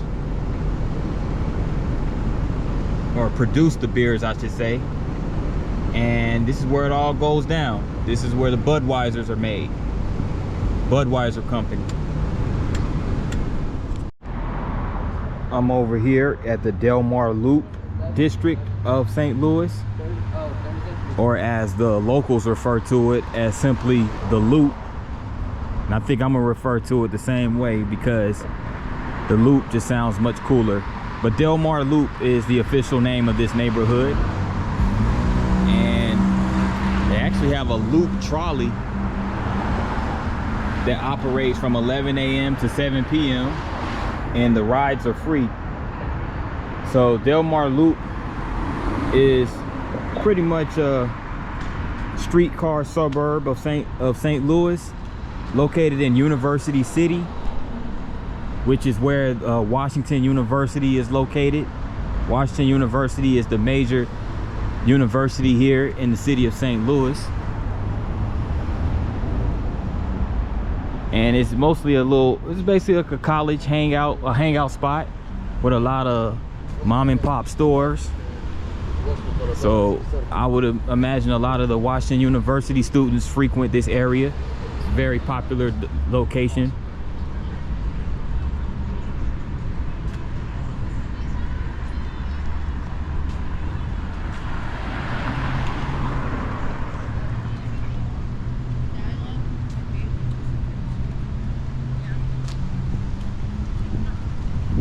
And the main drag over in this area is called Delmar Boulevard.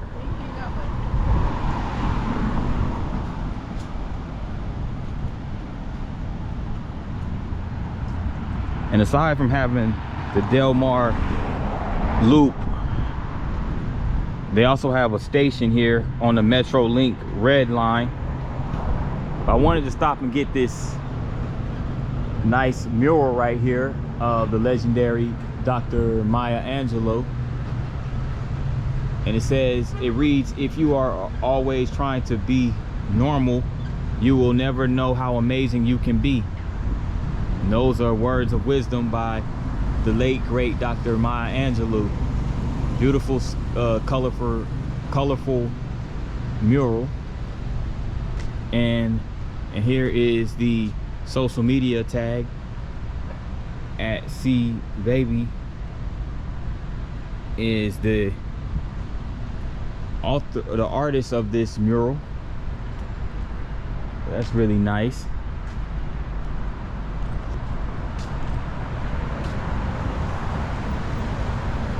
They have a theater right here. It's called the Tivoli. Looks like the.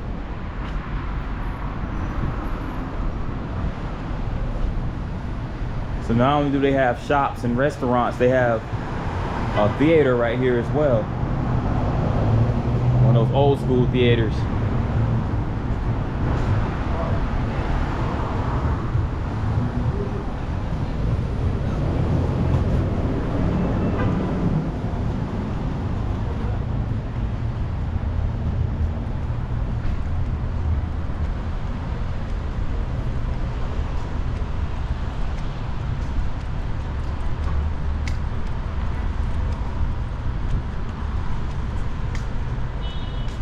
Baked tees. So they make t-shirts over there. They have a couple of clothing stores over here.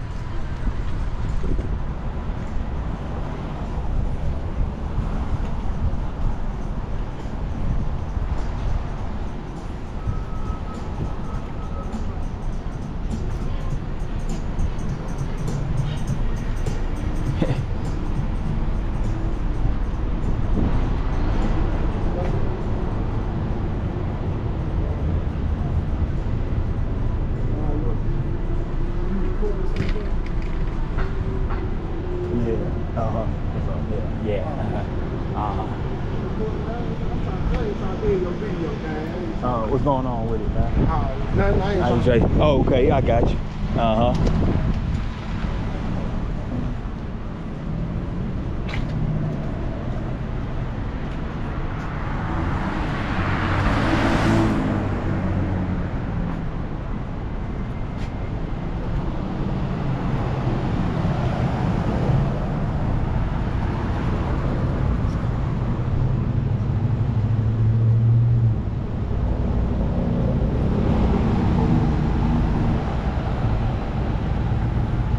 So I see a nice little area right here.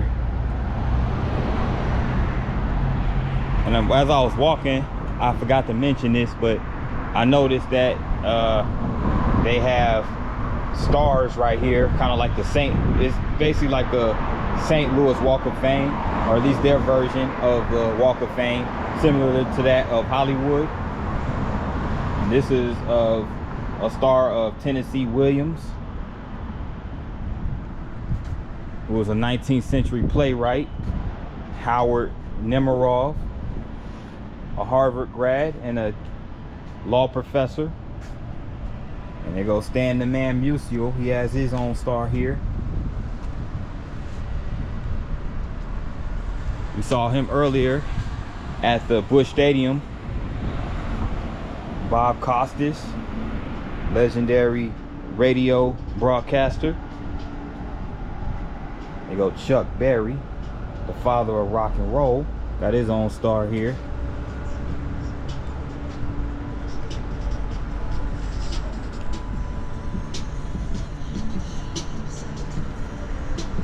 And this is also a popular place right here. It's called Blueberry Hill. Little restaurant.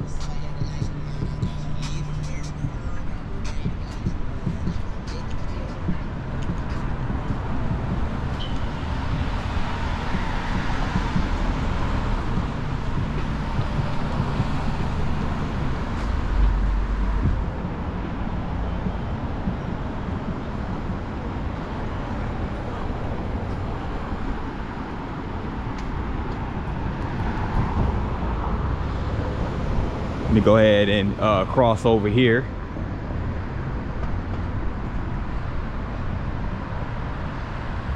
It's at the corner of Melville and Delmar.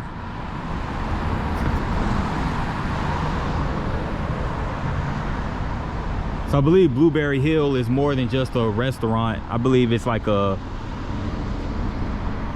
kind of like an event. I think they have like a dart hall. They got cocktails, all those type of different things. This is neat right here.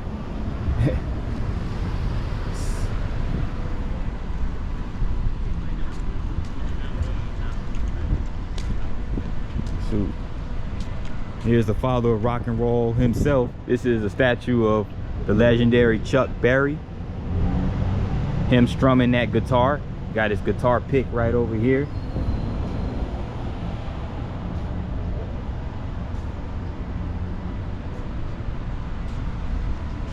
And this is a marker that just gives a chronological display of the history of Chuck Berry. And he was born right here in St. Louis, October 18th, 1926. He was actually born Charles Edward Anderson to Henry and Martha Berry in St. Louis, Missouri. And he first started performing in 1941 while he was in high school. He attended Sumner High School right in St. Louis. And he also performed in the 1960s. He was real big in the 1960s during the psychedelic era. He was backed by the Steve Miller Band, another popular band in the 60s. And he was dubbed the father of rock and roll during the 1950s. And one of his famous songs is Johnny Be Good, but he also had a slew of other signature rock songs such as Roll Over Beethoven, rock and roll music. And there he goes. He was inducted in '84 into the Grammy Hall of Fame. and he received a Lifetime Achievement Award during the '84 Grammy Awards. So there he is right there in the 21st century. So there goes the legendary Chuck Berry. He also starred as himself in the movie American Hot Wax, a biography of rock and roll DJ Alan Freed. So Alan Freed was another, he was a disc jockey during the heyday of rock and roll, or in the early days of rock and roll. So again, there goes Mr. Chuck Berry, beautiful statue.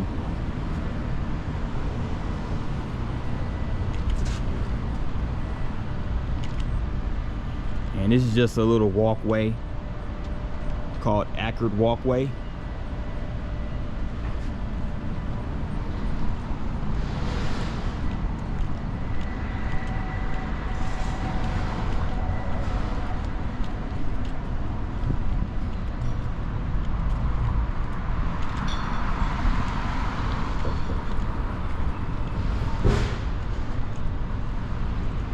This little root beer spot right here.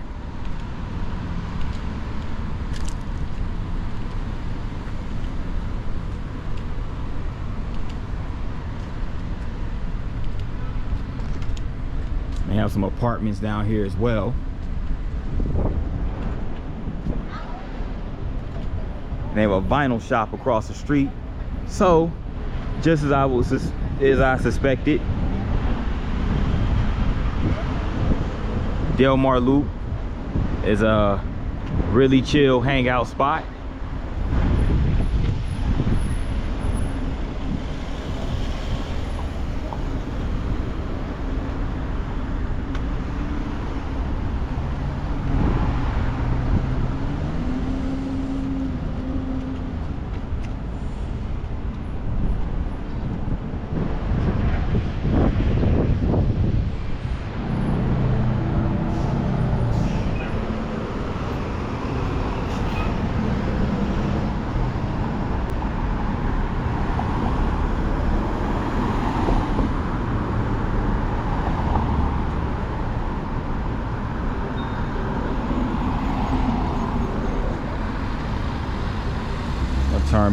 Turn back around and make my way back down Delmar Loop.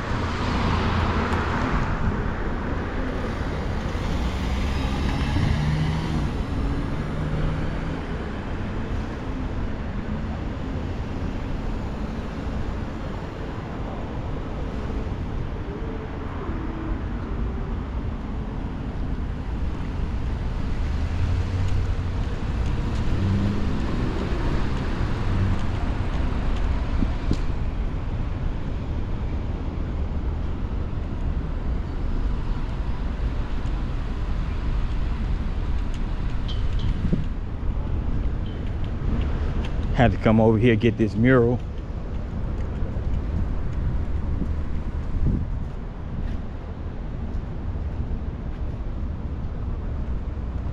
How you doing, my brother? Good, man. How about yourself? Yes, sir. Hey, man, that's all we can do, man. Yes, sir. That's what it's all about, ain't it? Yes, sir. All the And time. the children. Yeah, that's what it's all for, man. So, you have yourself a good day, though, brother. What's up? Yeah, I like this mural right here. I don't know what this is. It's like a smiling face right here. The green and I don't know what this is. It's like a deer. It's just like a bunch of interesting paintings right here.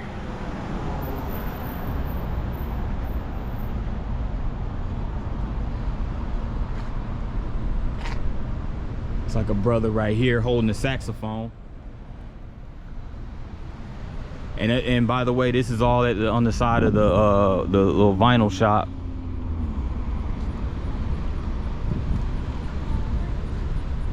Here's Chuck Berry right here.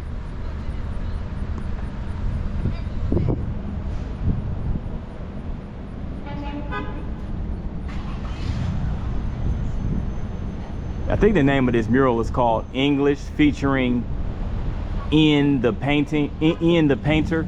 So Ian the Painter is actually the one who put this mural together, and it's really nice. I'm gonna go down to the end because there's more to it.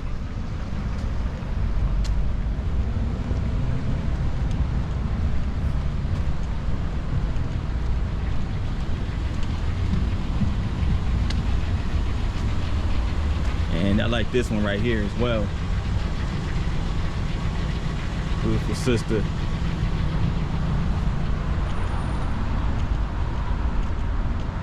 Ian the Painter did a bang up job with this mural right here at the Delmar Loop.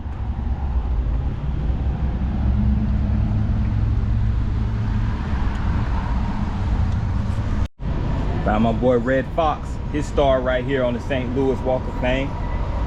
Of course, Red Fox was a comedian from back in the day, and he was most popular for his role as Fred Sanford in the popular comedy series Sanford and Son. So he was born in St. Louis, but he left home at the age of 16 to join a New York street band, and he adopted his name Red for his complexion, and he also adopted a baseball star's name to become Red Fox. And it wasn't until the 40s where he honed his comic skills in a multitude of nightclubs back in the day. So that's your boy Red Fox.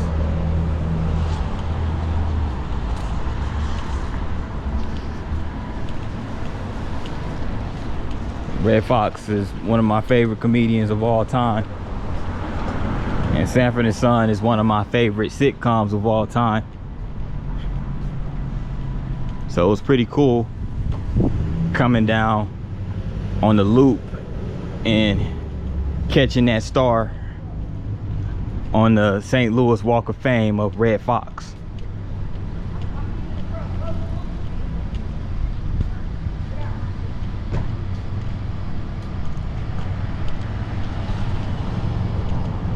But that wraps it up for the Delmar Loop.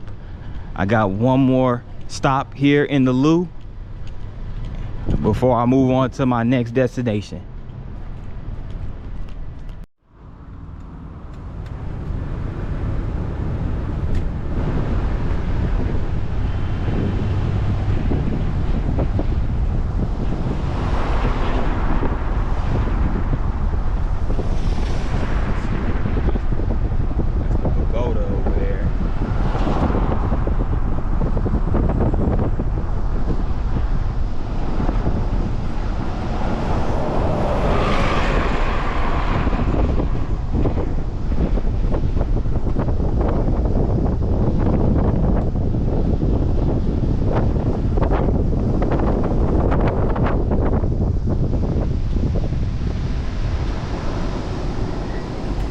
That's a zoo over there.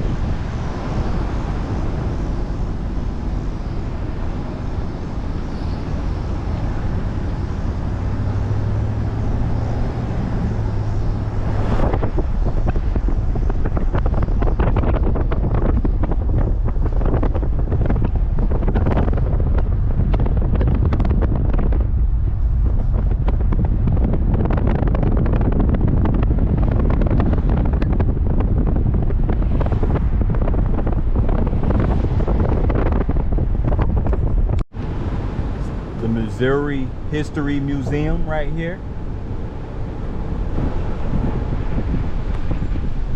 On the site of Forest Park. I'm over here on the grounds of Forest Park in St. Louis, and Forest Park is the largest city park in St. Louis, and it is where the 1904 World's Fair took place. And St. Louis being the first city in America to host the Summer Olympics, Forest Park played a huge part in hosting the events of those Olympics, as well as the Louisiana Purchase Exposition of 1904. But right here, one of the monuments on Forest Park is the Missouri History Museum. You can see right here in this historical building with the fountains in the front.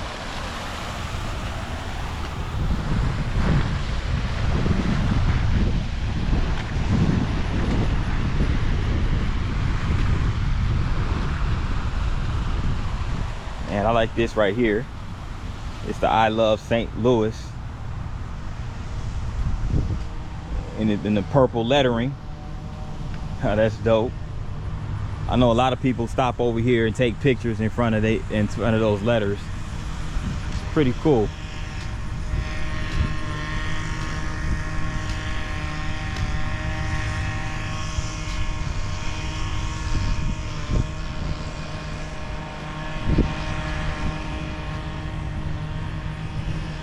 But Forest Park is right around Washington University. Washington University itself was founded in 1853 and named after George Washington, the alleged first president of the United States.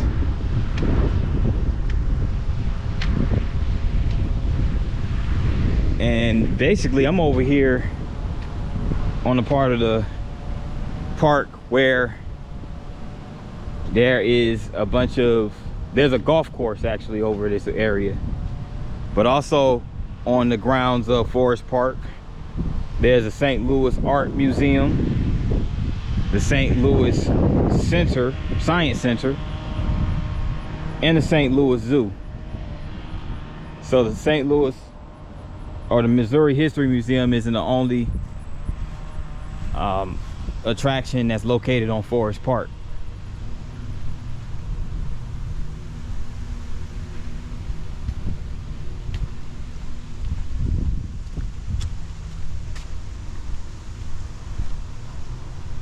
So this is the golf course right here. Of course, I'm not going to go too far on there, but I just wanted to go ahead and wrap things up right here in St. Louis. And